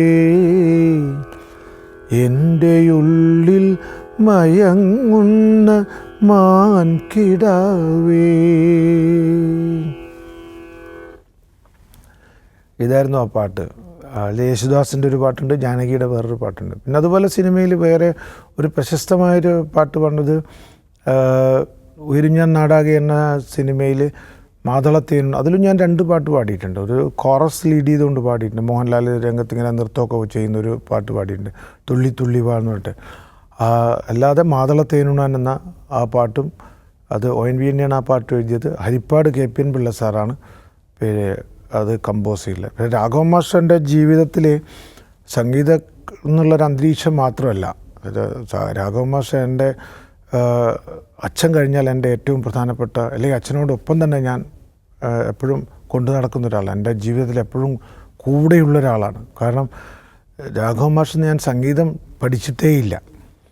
എന്നെ എല്ലാവരും ശിഷ്യൻ എന്നാണ് പറയുക. പക്ഷേ ഞാൻ അദ്ദേഹത്തിൽ നിന്ന് ഒരു സംഗീതത്തിൻ്റെ ഒരു പാഠവും പഠിച്ചിട്ടില്ല. പക്ഷേ എല്ലാം പഠിച്ചത് അദ്ദേഹത്തിൽ നിന്നാണെന്ന് വേണേൽ പറയാം. അത് നമ്മൾ ഇത് പറയുമ്പോൾ പറയില്ല, ഏകലവ്യനെ പോലെയാണെന്ന് പറയും. ഏകലവ്യൻ ദ്രോണാചാര്യരൊന്നും പഠിപ്പിച്ചിട്ടില്ല, പക്ഷെ എല്ലാം പഠിച്ച അവിടെ നിന്നാണെന്ന് പറയുന്നത് പോലെ രാഘവ മാസ്റ്റർ മുമ്പിൽ ഞാൻ എന്നൊരു ഏകലവ്യനായിരുന്നു. അപ്പോൾ ആ പഠനം അത് നമ്മൾ അറിയാതെ അദ്ദേഹത്തിൻ്റെ പാട്ടുകളിലൂടെ കടന്നു പോകുമ്പോൾ, അദ്ദേഹം പഠിപ്പിക്കുന്ന രീതിയിലൂടെ കടന്നു പോകുമ്പോഴൊക്കെ നമ്മൾ അനുഭവിക്കുന്ന ഒരു വലിയൊരു പാഠപുസ്തകം എന്നോ അല്ലെങ്കിൽ ഒരു വലിയൊരു സർവകലാശാലയെന്നോ ഒക്കെ പറയാവുന്ന രീതിയിലുള്ള അനുഭവങ്ങൾ എനിക്കുണ്ടായിട്ടുണ്ട്. അതൊന്നും നമ്മൾ ശാസ്ത്രീയ സംഗീതത്തിൽ നിന്ന് പഠിക്കുന്നതല്ല. അത് എങ്ങനെയാണ് ഒരു ജനകീയ സംഗീതം സൃഷ്ടിക്കുന്നതിൽ അല്ലെങ്കിൽ പാട്ടുകൾ ഉണ്ടാക്കുന്നതിൽ എങ്ങനെയാണ് ആളുകൾ ആകർഷിക്കുന്ന ഘടകം എങ്ങനെയാണ് അതിൻ്റെ വശങ്ങളാണ് നമ്മൾ പഠിക്കുന്നത്. അത് വാസ്തവത്തിൽ എൻ്റെ അഭിപ്രായത്തിൽ ഈ ജനകീയ സംഗീതം എന്ന് പറയുന്നത് നമ്മൾ തള്ളിക്കളയേണ്ട ഒരു കാര്യമല്ല. മറിച്ച് അതിൽ നിന്ന് നമ്മൾ ചില പാഠങ്ങൾ, അത് ഉത്തരേന്ത്യൻ സംഗീതത്തിലൊക്കെ ഉണ്ട്. അവർ ഫോക്കൊക്കെ പാടും, ക്ലാസിക്കൽ മ്യൂസിക്കിൽ കച്ചേരിയിൽ അവർ ഫോക്കൊക്കെ പാടും. നമ്മൾ കർണാടക സംഗീതത്തിൽ അത് അടുപ്പിക്കില്ല, ആ ഭാഗത്തേക്കേ അടുപ്പിക്കില്ല. അതുകൊണ്ട് അപരിചിതമായ കുറേ കീർത്തനങ്ങൾ പാടുമ്പോൾ തന്നെ അതിന് കുറച്ചുകൂടി ഒരു ജനകീയ സ്വഭാവം, ജനങ്ങളെ ആകർഷിക്കുന്ന രീതിയിലുള്ള ചില സ്വഭാവങ്ങൾ ഈ കൺസെർട്ട് നടത്തുന്ന ആളുകൾ പിന്നെ ചെയ്യാറില്ല എന്നുള്ളത് എനിക്ക് പലപ്പോഴും തോന്നിയിട്ടുള്ളൊരു വിമർശനമാണ്. അത് അവർ അംഗീകരിച്ചു തരില്ല. പക്ഷെ എന്നാൽ പോലും അത് ഉണ്ടെങ്കിൽ ഇതിനേക്കാൾ ഇന്ന് കർണാടക സംഗീതമുള്ള പൊസിഷനിലേക്കാൾ കൂടുതൽ അത് കുറച്ചുകൂടി ആളുകളിലേക്ക് എത്തുമായിരുന്നു എന്ന് എനിക്ക് തോന്നുന്നു. കാരണം അതൊരു എൻട്രൻസ് ആയിക്കഴിഞ്ഞാൽ, അത് ഒന്നിലേക്ക് എൻ്റർ ചെയ്ത് കഴിഞ്ഞാൽ പിന്നെ ആളുകൾ പല രീതിയിൽ അത് ആസ്വദിക്കാൻ തുടങ്ങും. പക്ഷേ ആ എൻട്രി പോലും അനുവദിക്കാത്ത രീതിയിലാണ് യഥാർത്ഥത്തിൽ കർണാടക സംഗീതത്തിൻ്റെ ഒരു നിൽപ്പ്. അവിടെയാണ് ഹിന്ദുസ്ഥാനി സംഗീതം വളരെ വ്യാപകമായി കയറി വരുന്നതും അവർക്ക് ആ സംഗീതത്തിൻ്റെ മെലഡിയിലേക്ക് ആളുകളെ നയിച്ചു കൊണ്ടുപോകാനുള്ള പ്രാപ്തിയുണ്ട്. അതിന് ആ രീതിയിലാണ് അത് ഡിസൈൻ ചെയ്തിട്ടുണ്ട്. നമ്മളങ്ങനെയല്ല, നമ്മൾ മറിച്ച് ആളുകളെ അകറ്റി നിർത്തുന്ന രീതിയിലാണ് ഇതിൻ്റെ ബാക്കിയൊക്കെ കാര്യങ്ങൾ കിടക്കുന്നത്. അപ്പോൾ അത് സാന്ദർഭികമായി ഞാൻ പറഞ്ഞു എന്ന് മാത്രം. അപ്പോൾ നമുക്ക് വീണ്ടും ഓത്തുപള്ളി എന്നുള്ള പാട്ടാണ് ഇപ്പോൾ എന്നെ മാർക്ക് ചെയ്യുന്നൊരു പാട്ട്, എല്ലാ ആളുകളും അറിയുന്നൊരു പാട്ട്. ഇപ്പോൾ ഓത്തുപള്ളി 1978 റെക്കോർഡ് ചെയ്യുന്നത്. ഇപ്പോൾ 2028 പറഞ്ഞാൽ അത് 50 വർഷം പൂർത്തിയായി. ഒരുപക്ഷെ മലയാളത്തിൽ അത്യപൂർവമായി ലഭിക്കുന്ന ഒരു ബഹുമതിയാണ് ആ പാട്ടിന് ലഭിച്ചത്. അത് വി ടി മുരളിക്കല്ല ലഭിക്കുന്ന ആ പാട്ടിനാണ്. അതിൻ്റെ പി ടി അബ്ദുറഹിമാനും രാഘവ മാഷുമാണ് അതിൻ്റെ യഥാർത്ഥത്തിൽ അതിൻ്റെ ശില്പികൾ. ആ പാട്ടിനെ പറ്റി ഒരു പുസ്തകം പോലും ഉണ്ടായി. 1051 കൽപ്പറ്റ നാരായണ മാഷ പോലെയും വേണുഗോപാലിനെ പറ്റി എം ജയചന്ദ്രനെ പോലുള്ള ആളുകളൊക്കെ എഴുതിയിട്ടുള്ള ഒരു ഓത്തുപള്ളി ഓർമ്മയിലെ തേൻതുള്ളി എന്നൊരു പുസ്തകം പോലും ഉണ്ടായി. ആ പുസ്തകം തിരുവനന്തപുരത്തുള്ള പബ്ലിക്കേഷൻസ്, ഗ്രീൻ പെപ്പർ എന്നുള്ളൊരു പബ്ലിക്കേഷൻ അത് അച്ചടിച്ചത്. അപ്പോൾ അത്രയും അത് ആഘോഷിക്കപ്പെട്ടു. ഒരു പാട്ടുകാരനെ പറ്റി പുസ്തകമുണ്ട്, അവരുടെ സംഗീത ജീവിതത്തിനെ പറ്റി പുസ്തകമുണ്ട്. പക്ഷെ ഒരു പാട്ടിനെ പറ്റി മാത്രമായിട്ട് ഒരു പുസ്തകം ഉണ്ടാവുക എന്ന് പറഞ്ഞാൽ അത് എല്ലാ മേഖലയിലുള്ള ആളുകൾ, ബിനോയ് വിശ്വമുണ്ട്, MK മുനീറുണ്ട്, ഇവരൊക്കെ എഴുതിയിട്ടുണ്ട്. അങ്ങനെ ഒരു പുസ്തകം, അത് ഷംസുദ്ദീൻ കുട്ടോത്ത്, ഇപ്പോൾ ദേശാമാനി വാരികയിൽ വർക്ക് ചെയ്യുന്ന ഷംസുദ്ദീൻ കുട്ടോത്താണ് അത് എഡിറ്റ് ചെയ്തിട്ടുള്ളത്. അപ്പോൾ ആ ഒത്തുപള്ളി എന്ന് പറയുന്ന ആ ഒരു പാട്ടിന് എന്താണ് അതിൻ്റെ ഇമ്പോർട്ടൻസ് എന്ന് എനിക്കറിയില്ല. എന്തുകൊണ്ടാണ്? അതാണ് ഞാൻ നേരത്തെ സൂചിപ്പിച്ച രാഘവ മാഷ്ക്കൊക്കെ എങ്ങനെയാണ് ഈ ജനങ്ങളുടെ ആകർഷിക്കുന്ന രീതിയിലേക്ക് അതിനെ മാറ്റിയെടുക്കാൻ കഴിയുന്നത്, സ്വന്തം സംഗീതത്തിൻ്റെ ഒരു സമീപനത്തിൽ എങ്ങനെയാണ് വരുന്നത് എന്നുള്ളതിനെക്കുറിച്ചുള്ള അതൊരു വലിയ അറിവായിട്ട് എനിക്ക് കിട്ടിയെന്ന് ഞാൻ നേരത്തെ പറഞ്ഞുവല്ലോ. അത് ഇങ്ങനെയാണത് വാസ്തവത്തിൽ. ഇപ്പോൾ ഓത്തുപള്ളി എന്നുള്ള പാട്ട് തന്നെ, ഓത്തുപള്ളിയിലന്ന് നമ്മൾ പോയിരുന്ന കാലം ഓർത്തു കണ്ണീർ വാർത്തു നിൽക്കയാണ് നീലമേഘം, കോന്തലക്കൽ നെയ്യനിക്കായി കെട്ടിയ നെല്ലിക്ക കണ്ടു ചൂരൽ വീശിയില്ലേ നമ്മുടെ മുല്ലക്ക. ഈ പാട്ട് 1978 റെക്കോർഡ് ചെയ്ത് അന്നത്തെ ഏതൊരു കമ്പനി, കൊളംബിയ അങ്ങനെ ഏതൊരു കമ്പനി ഡിസ്കായിട്ടാണ് പുറത്തു വരുന്നത്. അന്ന് മുതൽ ഇന്ന് വരെ എൻ്റെ സംഗീത ജീവിതത്തിൽ ഈ പാട്ട് പാടാത്തൊരു സന്ദർഭം ഉണ്ടായിട്ടില്ല. ഇപ്പോൾ കഴിഞ്ഞ 2-3 ദിവസങ്ങളിൽ അടുപ്പിച്ചടുപ്പിച്ച് കുറേ ദിവസങ്ങൾ ഞാൻ പല പരിപാടിയും അവിടെ എല്ലാം ആവശ്യപ്പെടുന്നൊരു പാട്ട് ഇതാണ്. അപ്പോൾ ഞാൻ തന്നെ അവരോട് പറയും, ഈ പാട്ട് പാടി ഞാൻ മടുത്തിരിക്കുന്നു, നിങ്ങൾ മടുത്തില്ലെങ്കിലും ഞാൻ മടുത്തിരിക്കുന്നു എന്ന് തമാശ പറയാറുണ്ട്. അപ്പോൾ എന്താ കാര്യം എന്ന് പറഞ്ഞാൽ ആ ഒരു ജനകീയത, മാപ്പിളപ്പാട്ടിൻ്റെ ഒരു ഇശലിൽ PT അബ്ദുറഹിമാൻ എഴുതിയിട്ടുള്ളൊരു പാട്ടിനെ എങ്ങനെയാണ് അതിൻ്റെ ഒരു വേറൊരു തലത്തിലേക്ക് രാഘവ മാഷ് മാറ്റിയെടുക്കുന്നത്, അതിനകത്ത് എങ്ങനെയാണ് കഥാപാത്രത്തിൻ്റെ വികാരങ്ങളെ ഉൾക്കൊള്ളിക്കുന്നത്. വെറും ഒരു മാപ്പിളപ്പാട്ട് സാധാരണ പാട്ട് പോലെ പാടുകയാണെങ്കിൽ ഇപ്പോൾ അങ്ങനെ അല്ലാതെ അത് പാടാം. പക്ഷേ എത്രത്തോളം അതിൻ്റെ ഇമോഷണലായിട്ടുള്ള കാര്യങ്ങൾ, കഥാപാത്രത്തിൻ്റെ ദുഃഖവും പഴയ ഓർമ്മകളും അവിടുന്ന് മാറി വലുതായപ്പം ഈ ഇവർ തമ്മിൽ പിരിഞ്ഞു പോയ കാര്യവും, ഞാനൊരുത്തൻ നീയൊരുത്തി, നമ്മൾ തന്നിടയ്ക്ക് വേലി കെട്ടാൻ ദുർവിധിക്ക് കിട്ടിയോ മിടുക്ക്, എൻ്റെ കണ്ണുനീര് തീർത്ത കായലിലിഴഞ്ഞു, നിൻ്റെ കളിത്തോണി നീങ്ങി എങ്ങു പോയി മറഞ്ഞു. അതായത് രണ്ട് കാലഘട്ടം. ഒന്ന് കുട്ടിയായിരിക്കുന്ന കാലം, ഒത്തുപള്ളിക്കാലം, അതിൽ മയിൽപ്പീലി വെച്ച് കൊടുക്കുന്നതും അതിനെ പീലി പെറ്റുകൂട്ടുമെന്ന് ഒക്കെ നമ്മുടെ കുട്ടിക്കാലത്തൊക്കെ ഉണ്ടായിരുന്നു. ഇപ്പോഴത്തെ കുട്ടികൾക്ക് അതൊന്നുമില്ല. ഇപ്പോഴത്തെ എല്ലാം ആധുനിക കാലത്ത് ജീവിക്കുമ്പോൾ അവരെല്ലാം ഈ ഡിജിറ്റൽ യുഗത്തിലാണല്ലോ ജീവിക്കുന്നത്. ആ കാലഘട്ടവും അത് കഴിഞ്ഞിട്ട് PT പിന്നെ പറയുന്നൊരു കാലത്തെ മാറ്റിയെടുക്കുകയാണ്. എങ്ങനെയാണ് മാറ്റിയെടുക്കുന്നത്? ഞാൻ എന്താ ഒരു കാലമാം ഇലഞ്ഞി എത്ര പൂക്കളെ പൊഴിച്ചു, കാത്തിരിപ്പും മോഹവും ഇന്നെങ്ങനെ പിഴച്ചു എന്ന് പറഞ്ഞിട്ട് കാലത്തെ മാറ്റിക്കളയുന്നത്. PT-യുടെ ഒരു പാട്ടുകളിൽ അങ്ങനെയുണ്ട്. കാലമാകും കാട്ടരുവി പാഞ്ഞു പോകുന്ന കാഴ്ച കണ്ടു നിൽക്കേ നമ്മളും വളർന്നു പോയില്ലേ എന്ന് PT വേറൊരു കണ്ണിമാവിൻ ചോട്ടിൽ തന്നെ എന്നൊരു പാട്ടിൽ എഴുതിയിട്ടുണ്ട്. അപ്പോൾ ഈ രണ്ട് കാലഘട്ടത്തെ കണക്ട് ചെയ്യുന്നൊരു വരി അതിൻ്റെ നടുവിലുണ്ടാവും. അപ്പോഴത്തേക്ക് രണ്ട് കാലഘട്ടമായി മാറുകയാണ് പാട്ട്. അത് സാധാരണ കാണാറില്ല. അപ്പോൾ ഈ ഒരു രസതന്ത്രം ഉണ്ട് PT-യുടെ ഗാനരചനയിൽ. അത് കഴിഞ്ഞിട്ട് ഞാനൊരു തന്നീയൊരു തീ നമ്മൾ തന്നിടയ്ക്ക് വേലി കെട്ടാൻ ദുർവിധിക്ക് കിട്ടിയോ മിടുക്ക്, എൻ്റെ കണ്ണുനീരു തീർത്ത കായലിലിഴഞ്ഞു, നിൻ്റെ കളി തോണി നീങ്ങി എങ്ങു പോയി മറഞ്ഞു. ഓത്തുപള്ളിയിലന്ന് നമ്മൾ പോയിരുന്ന കാലം ഓർത്തു കണ്ണീർ വാർത്ത് നിൽക്കയാണ് നീലമേഘം, കോന്തലക്കൽ നീയനിക്കായി കെട്ടിയ നെല്ലിക്ക കണ്ടു ചൂരൽ വീശിയില്ലേ നമ്മുടെ മുല്ലക്ക.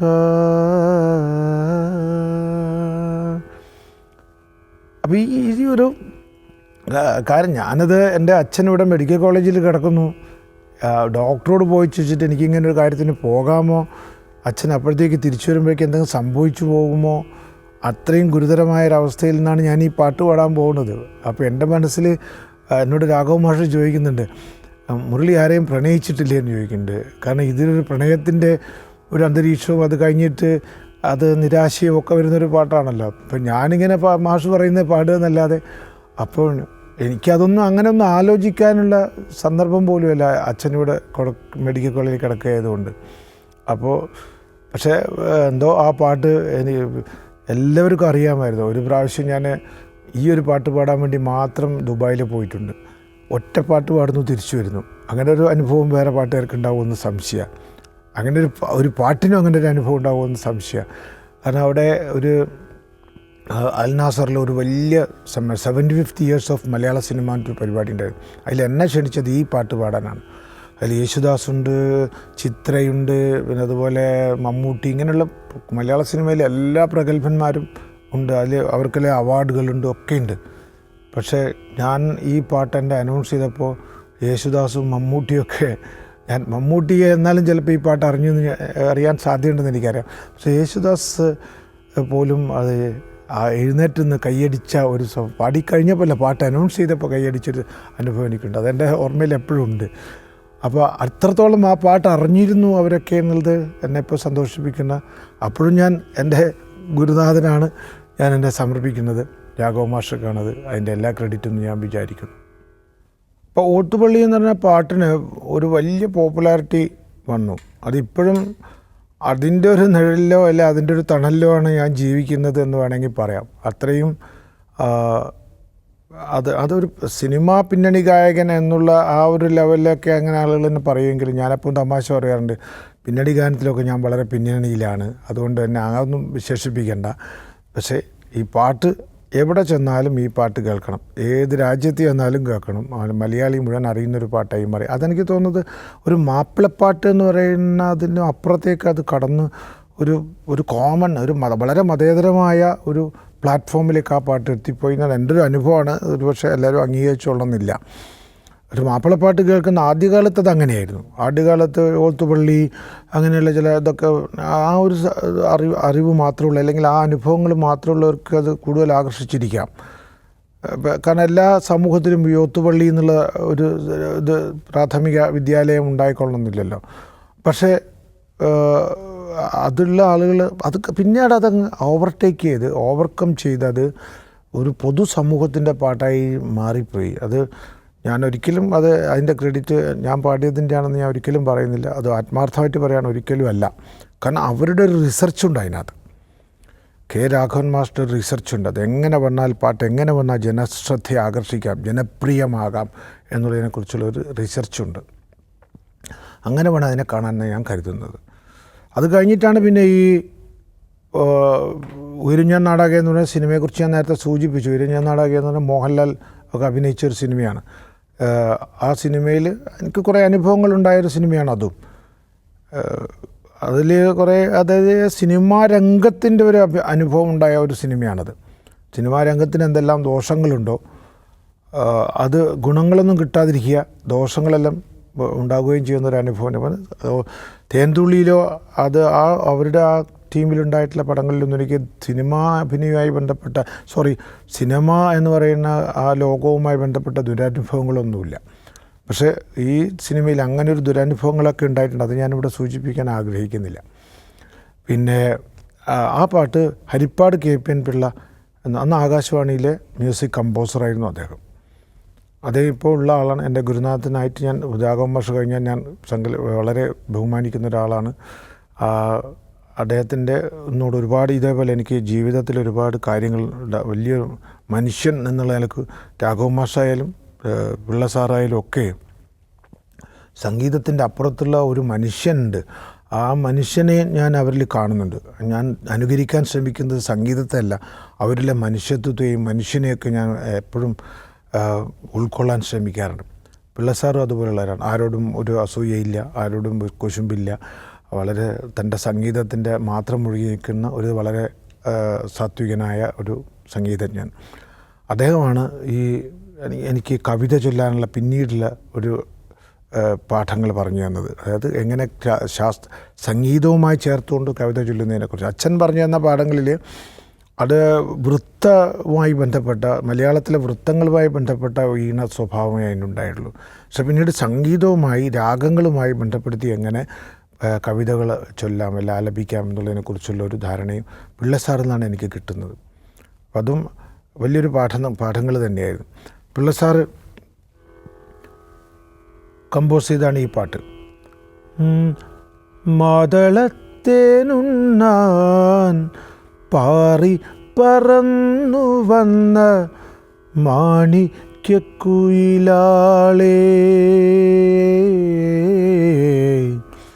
നീ എവിടെ, നിന്റെ കൂടെവിടെ, നീ പാടും പൂമരമെവിടെ.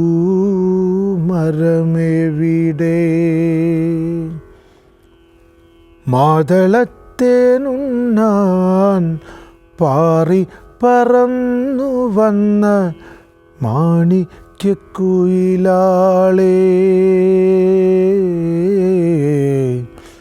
നീ എവിടെ, നിന്റെ കൂടെവിടെ, നീ പാടും പൂമരമെവിടെ.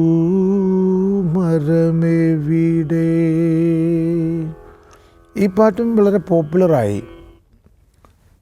വളരെ പോപ്പുലറായി. ഏതാണ് ചില സ്ഥലത്ത് പോപ്പുലാരിറ്റി കൂടുതൽ ഏതാണെന്ന് ചോദിച്ചാൽ ചിലപ്പോൾ ഇതായിരിക്കും, ചിലപ്പം ഒത്തുപള്ളിയായിരിക്കും. അങ്ങനെ ഈ രണ്ട് പാട്ടും എൻ്റേതായിട്ട് വന്നിട്ടുണ്ട്. പിന്നെ ഈ പാട്ടിന് ഈ അടുത്ത കാലത്ത് കുറേ വലിയ വിവാദങ്ങളൊക്കെ ഉണ്ടായിരുന്നു. അതൊരു ചെറിയ ചില തെറ്റിദ്ധാരണകളുണ്ടായിട്ടുള്ള വിവാദങ്ങൾ, മോഹൻലാലുമായിട്ട് ബന്ധപ്പെട്ടിട്ട് ചില വിവാദം, ഏതൊരു ചാനലുമായിട്ട് ബന്ധപ്പെട്ടുള്ള വിഷയങ്ങളൊക്കെ ഉണ്ടായിരുന്നു. പക്ഷെ അതിലൊക്കെ അതിനകത്തൊക്കെയുള്ള എൻ്റെ ഒരു സമീപനം എന്തായിരുന്നു പറഞ്ഞാൽ, അദ്ദേഹത്തെ പോലുള്ള ഒരാൾ, വലിയ മലയാളി മുഴുവൻ അറിയുന്ന, ലോകത്തിൽ മുഴുവൻ മലയാളികൾ അറിയുന്ന ഒരാൾ എൻ്റെ ഒരു പാട്ട് ഉപയോഗിക്കുമ്പോൾ എൻ്റെ പേരെന്ന് പറഞ്ഞിരുന്നെങ്കിൽ എന്നേ ഞാൻ ഉദ്ദേശിച്ചുള്ളൂ. അല്ലാതെ അദ്ദേഹമാണത് പാടിയത് എന്ന് പറയുമ്പോൾ അതിനകത്ത് എനിക്കറിയാം അദ്ദേഹം അഭിനയിച്ചതാണെന്ന്, ഇത് ഉദ്ദേശിച്ച് തന്നെ ആയിരിക്കാം പറഞ്ഞിട്ടുണ്ടാവുക. പക്ഷേ അതേസമയത്ത് എൻ്റെ പേരൊന്നും അവിടെ പറഞ്ഞിരുന്നെങ്കിൽ എന്ന് ഞാൻ കൊതിച്ചുപോയി. അദ്ദേഹത്തിനെ പോലത്തെ ഒരാളങ്ങനെ പറഞ്ഞെങ്കിൽ ഞാൻ ആഗ്രഹിച്ചു പോയി. അതാണ് അതിനകത്തൊരു പ്രശ്നം. അത് വിവാദം ഉണ്ടാക്കിയവർ അതൊന്നും ശ്രദ്ധിച്ചില്ല. ഒരിക്കലും അദ്ദേഹത്തോട് പറഞ്ഞില്ല, നിങ്ങൾ എന്തുകൊണ്ട് മുരളിയുടെ പേരൊന്നും പറഞ്ഞില്ല എന്ന് സൂചിപ്പിച്ചില്ല. അത് ഈ ഫാൻസുകാരുടെ ഒരു കുഴപ്പമാണ്. അവരെല്ലാവരും എൻ്റെ മേലെ ചാടി വീഴുണ്ടായ. അതൊരു വശിരിക്കട്ടെ. അത് ഞാൻ പറഞ്ഞു, ഈ സിനിമയും ഈ പാട്ടും ഒക്കെ എനിക്ക് ഒരുപാട് അനുഭവങ്ങൾ ഉണ്ടാക്കി തന്നു എന്ന് ഞാൻ പറഞ്ഞ, അതിൻ്റെ റെക്കോർഡിങ് സമയത്ത് തന്നെ ചില അനുഭവങ്ങളൊക്കെ ഉണ്ട്. അത് ഞാൻ എഴുതിയിട്ടൊക്കെ ഉണ്ട്, ഞാനിവിടെ പറയാൻ ഉദ്ദേശിക്കുന്നില്ല. രാഘവ മാഷുടെ തന്നെ ഒരുപാട് നാടകങ്ങളിൽ ഞാൻ പാടിയിട്ടുണ്ട്. രാഘവ മാഷ് KPSCക്ക് വേണ്ടി ചെയ്ത കുറേ നാടകങ്ങളുണ്ട്, അദ്ദേഹം മ്യൂസിക് ചെയ്ത. അത് KT മുഹമ്മദിൻ്റെ നാടകങ്ങൾ, KT മുഹമ്മദിൻ്റെ ജീവപര്യന്തം എന്ന് പറഞ്ഞൊരു നാടകത്തിൽ, KT മുഹമ്മദ് എഴുതിയ ജീവപര്യന്തം പറഞ്ഞൊരു നാടകം ഉണ്ടായിരുന്നു. അതിൽ 5 ഇന്ദ്രിയങ്ങളും ആരുമറിയാതെ ബന്ധനത്തിൽ നൊന്തു കേണു, സ്വന്തം അന്ധതയിൽ നൊന്തു കേണു. അതുപോലെ KTയുടെ തന്നെ പെൻഡുലം എന്നൊരു നാടകത്തിൽ രാഘവ മാസ്റ്റർ കമ്പോസ് ചെയ്ത, KT എഴുതിയിട്ടുള്ള തന്നെ പാട്ടുണ്ട്. ഇത് ONV എഴുതിയിട്ടുള്ളതാണ്. പിന്നെ അതുപോലെ രാഘവ മാസ്റ്ററുടെ തോപ്പിൽ ഭാസിയുടെ ഏറ്റവും ഒടുവിലത്തെ നാടകമായിട്ട് ഒളിവിലെ ഓർമ്മകൾ, അത് വീണ്ടും ഇപ്പോൾ അവതരിപ്പിച്ചു തുടങ്ങിയിട്ടുണ്ട് KPSC. അതിൽ എൻ്റെ പാട്ട് ഇപ്പോഴും ഉണ്ട്. ഇപ്പോൾ ചെയ്യുന്നതിൽ ഇപ്പോൾ നമ്മുടെ മനോജ് നാരായണൻ അത് സംവിധാനം ചെയ്തിട്ടാണ് ഇപ്പോൾ അവതരിപ്പിക്കുന്നത്. അതിലും ഈ പാട്ട് ഉപയോഗിച്ചിട്ടുണ്ട്. കിളിച്ചുണ്ടൻ മാവിൻ്റെ എന്ന് പറഞ്ഞിട്ടൊരു പാട്ടുണ്ടായിരുന്നു. കേശവൻ പോറ്റി എന്ന് പറഞ്ഞൊരു ആൾ എഴുതിയതാണ്. അദ്ദേഹത്തെ KPSCയുടെ ആദ്യകാലം മുതൽ അത് അതിൽ സംഘാടകരിൽ ഒരാളായിരുന്നു അദ്ദേഹം. അപ്പോൾ അങ്ങനെ നാടക ലോകവുമായിട്ട് എനിക്ക് പിന്നീട് ഞാൻ നേരത്തെ സൂചിപ്പിച്ചതുപോലെ സ്റ്റേജിൻ്റെ പാർശ്വത്തിലിരുന്ന് പാടുന്ന അനുഭവത്തിന് പുറമെ ഇങ്ങനെ റെക്കോർഡിങ്ങിൻ്റെ അനുഭവവും എനിക്കുണ്ട്. KPSCയിൽ എനിക്ക് തോന്നുന്നു ഒളിവിലെ ഓർമ്മകൾ വരെയുള്ള നാടകങ്ങളിൽ ഞാൻ പാടിയിട്ടുമുണ്ട്. അപ്പോൾ രാഘവ മാസ്റ്റർ ബന്ധം വളരെ സജീവമായിട്ട് രാഘവ മാസ്റ്റർ ഒപ്പം തന്നെ സഞ്ചരിക്കുന്നു, രാഘവ മാസ്റ്റർ കൂടെ താമസിക്കുന്നു. എപ്പോഴും മാസ്റ്ററുടെ ഒരു കൂടെ നിൽക്കുന്ന ഒരാൾ, അത് മക്കളെക്കാൾ കൂടുതൽ എന്നെയാണ് എല്ലാ പരിപാടികൾക്കും വിളിക്കുമ്പം എല്ലാ കൂടെ കൊണ്ടുപോവുക. അപ്പോൾ അതൊരു വലിയ ഭാഗ്യമായിട്ട് ഞാൻ കണക്കാക്കണം. മാഷുമായിട്ട് ഒരുപാട് നിരന്തര സംസാരങ്ങൾ, വണ്ടിയിലൊക്കെ സഞ്ചരിക്കുമ്പോൾ ഒരുപാട് കാര്യങ്ങളൊക്കെ പറയും. പൊതുവേ മിതഭാഷിയായിട്ടുള്ള ആളാണ് അദ്ദേഹം. പക്ഷേ എന്നോട് വളരെ തുറന്ന് ഒരുപാട് കാര്യങ്ങൾ സംസാരിച്ചിട്ടുണ്ട്. അപ്പോൾ ഇങ്ങനെയുള്ള ഒരു അവസ്ഥയിൽ വന്നപ്പോൾ പിന്നെ സിനിമ എന്നുള്ള രംഗത്തു നിന്ന് രാഘവ മാഷ് മെല്ലെ അകന്നു നിൽക്കുകയും ചെയ്തു, മാറിപ്പോയി. നാടകങ്ങളിൽ കൂടുതൽ സജീവമാവുകയും ചെയ്തു. പിന്നീട് മാഷ് ചെയ്ത 1-2 പടങ്ങളിൽ എനിക്ക് അവസരം ലഭിച്ചെങ്കിലും ആ പടങ്ങളൊന്നും നിർമ്മിക്കപ്പെട്ടില്ല.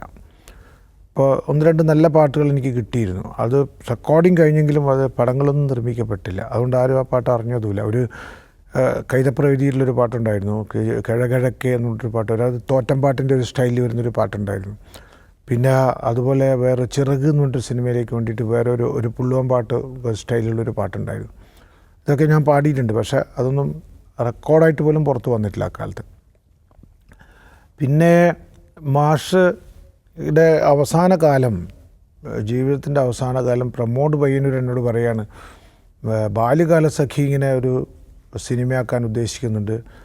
അതിൽ 4 വരി ഈ ബഷീർ എഴുതിയ പുസ്തകത്തിൽ തന്നെ, ബാല്യകാല സഖിയിൽ തന്നെ, ഈ താമരപ്പൂങ്കാവനത്തിൽ താമസിക്കുന്നോളെ പഞ്ചവർണ്ണ പൈങ്കിളിയിൽ പങ്കിറങ്കുള്ളോളെ എന്ന് പറഞ്ഞിട്ടൊരു ദൂരെ നിന്ന് ഈ മജീദിൻ്റെയും സുഹറയുടെയും പുനഃസമാഗമ സമയത്ത് ദൂരെ എവിടെയോ ഒന്നൊരു പാട്ടിങ്ങനെ കേൾക്കുന്നതായിട്ടുള്ളൊരു രംഗമാണെന്നാണ് എൻ്റെ സിനിമയിലെ രംഗമല്ല ഞാൻ പറയുന്നത്.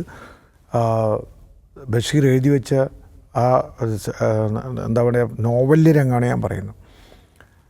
അപ്പോൾ അതൊരു മാപ്പിളപ്പാട്ടിലൊരു ഫോക്ക് ഒരു സാധനത്തിലുള്ളൊരു സാധനം തന്നെയാണ് ഒറിജിനൽ. അതിൻ്റെ ഇശലുമൊക്കെ ഉള്ളതാണ്. താമര പൂങ്കാവനത്തിൽ താമസിക്കുന്നോളെ പഞ്ചവർണ്ണ പൈങ്കിളിയിൽ പങ്കിറങ്കുള്ളോളെ എന്നാണ് അതിൻ്റെ ഒരു ബേസിക് ട്യൂൺ.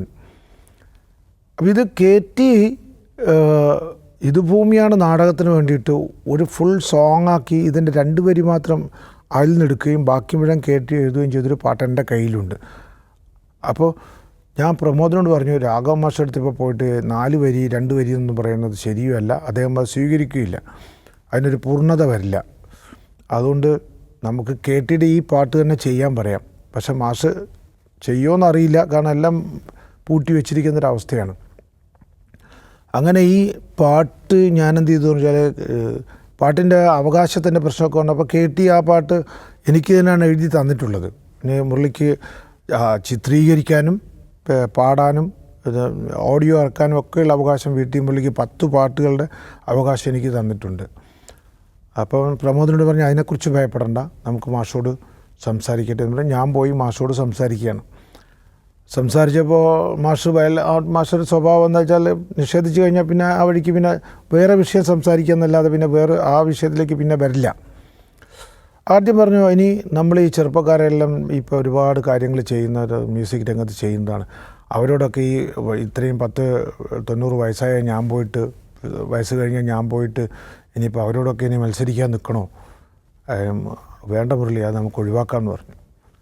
അപ്പം ഞാൻ പറഞ്ഞു, മാഷേ അത് ഒരു കാര്യമുണ്ട്, ഈ പാട്ടൊന്ന് വായിച്ചു നോക്കൂ, ഇത് KT മുഹമ്മദ് എഴുതിയ പാട്ടാണ്, ഇത് ബഷീറിൻ്റെ ഇതാണ് ഇതിലെ കഥ, KTയുടെ പാട്ട്. അപ്പോൾ പിന്നെ ഇത് ആര് ചെയ്യണം? പുതിയൊരാളാണോ ചെയ്യേണ്ടത്, മാഷ് തന്നെയാണോ ചെയ്യേണ്ടത്? ആ 3 പേരുടെ ഒരു യോജിപ്പ് അതിനകത്ത് വരേണ്ടതല്ലേ എന്നൊരു നമ്പർ ഞാനിട്ടു. അപ്പോൾ ഉടനെ തന്നെ മാഷ് അതിൽ വീണു.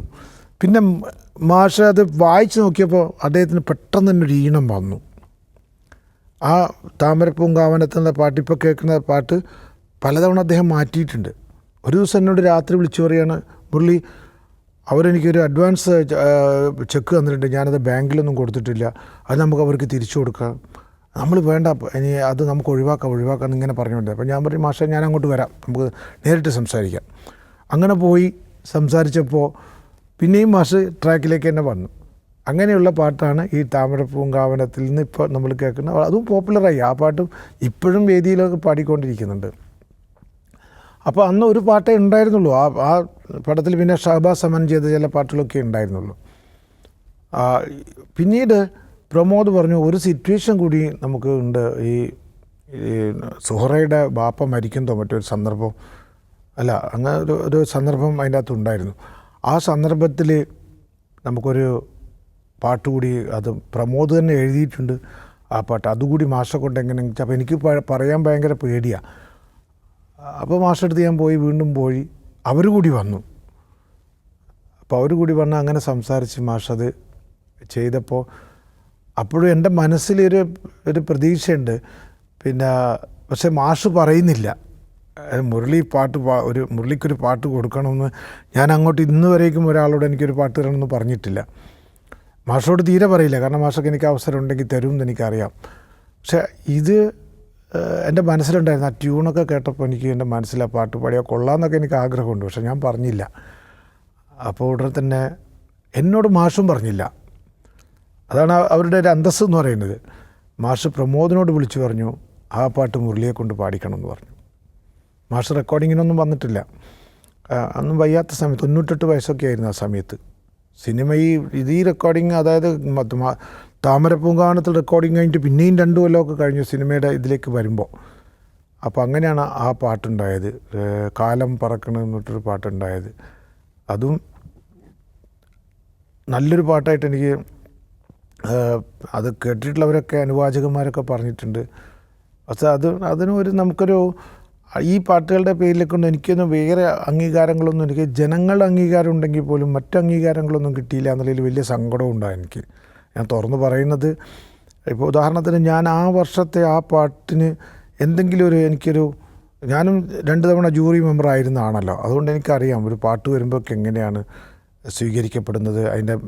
പക്ഷെ ആ കൊല്ലത്തെ ഏറ്റവും വലിയ സങ്കടകരമായൊരവസ്ഥ എന്ന് പറഞ്ഞു കഴിഞ്ഞാൽ, ആ കൊല്ലം ഏതോ ഒരു ചെറുപ്പക്കാരൻ അവാർഡ് കൊടുത്തു, ഈ ബെസ്റ്റ് സിംഗർ എന്ന് പറഞ്ഞിട്ട്.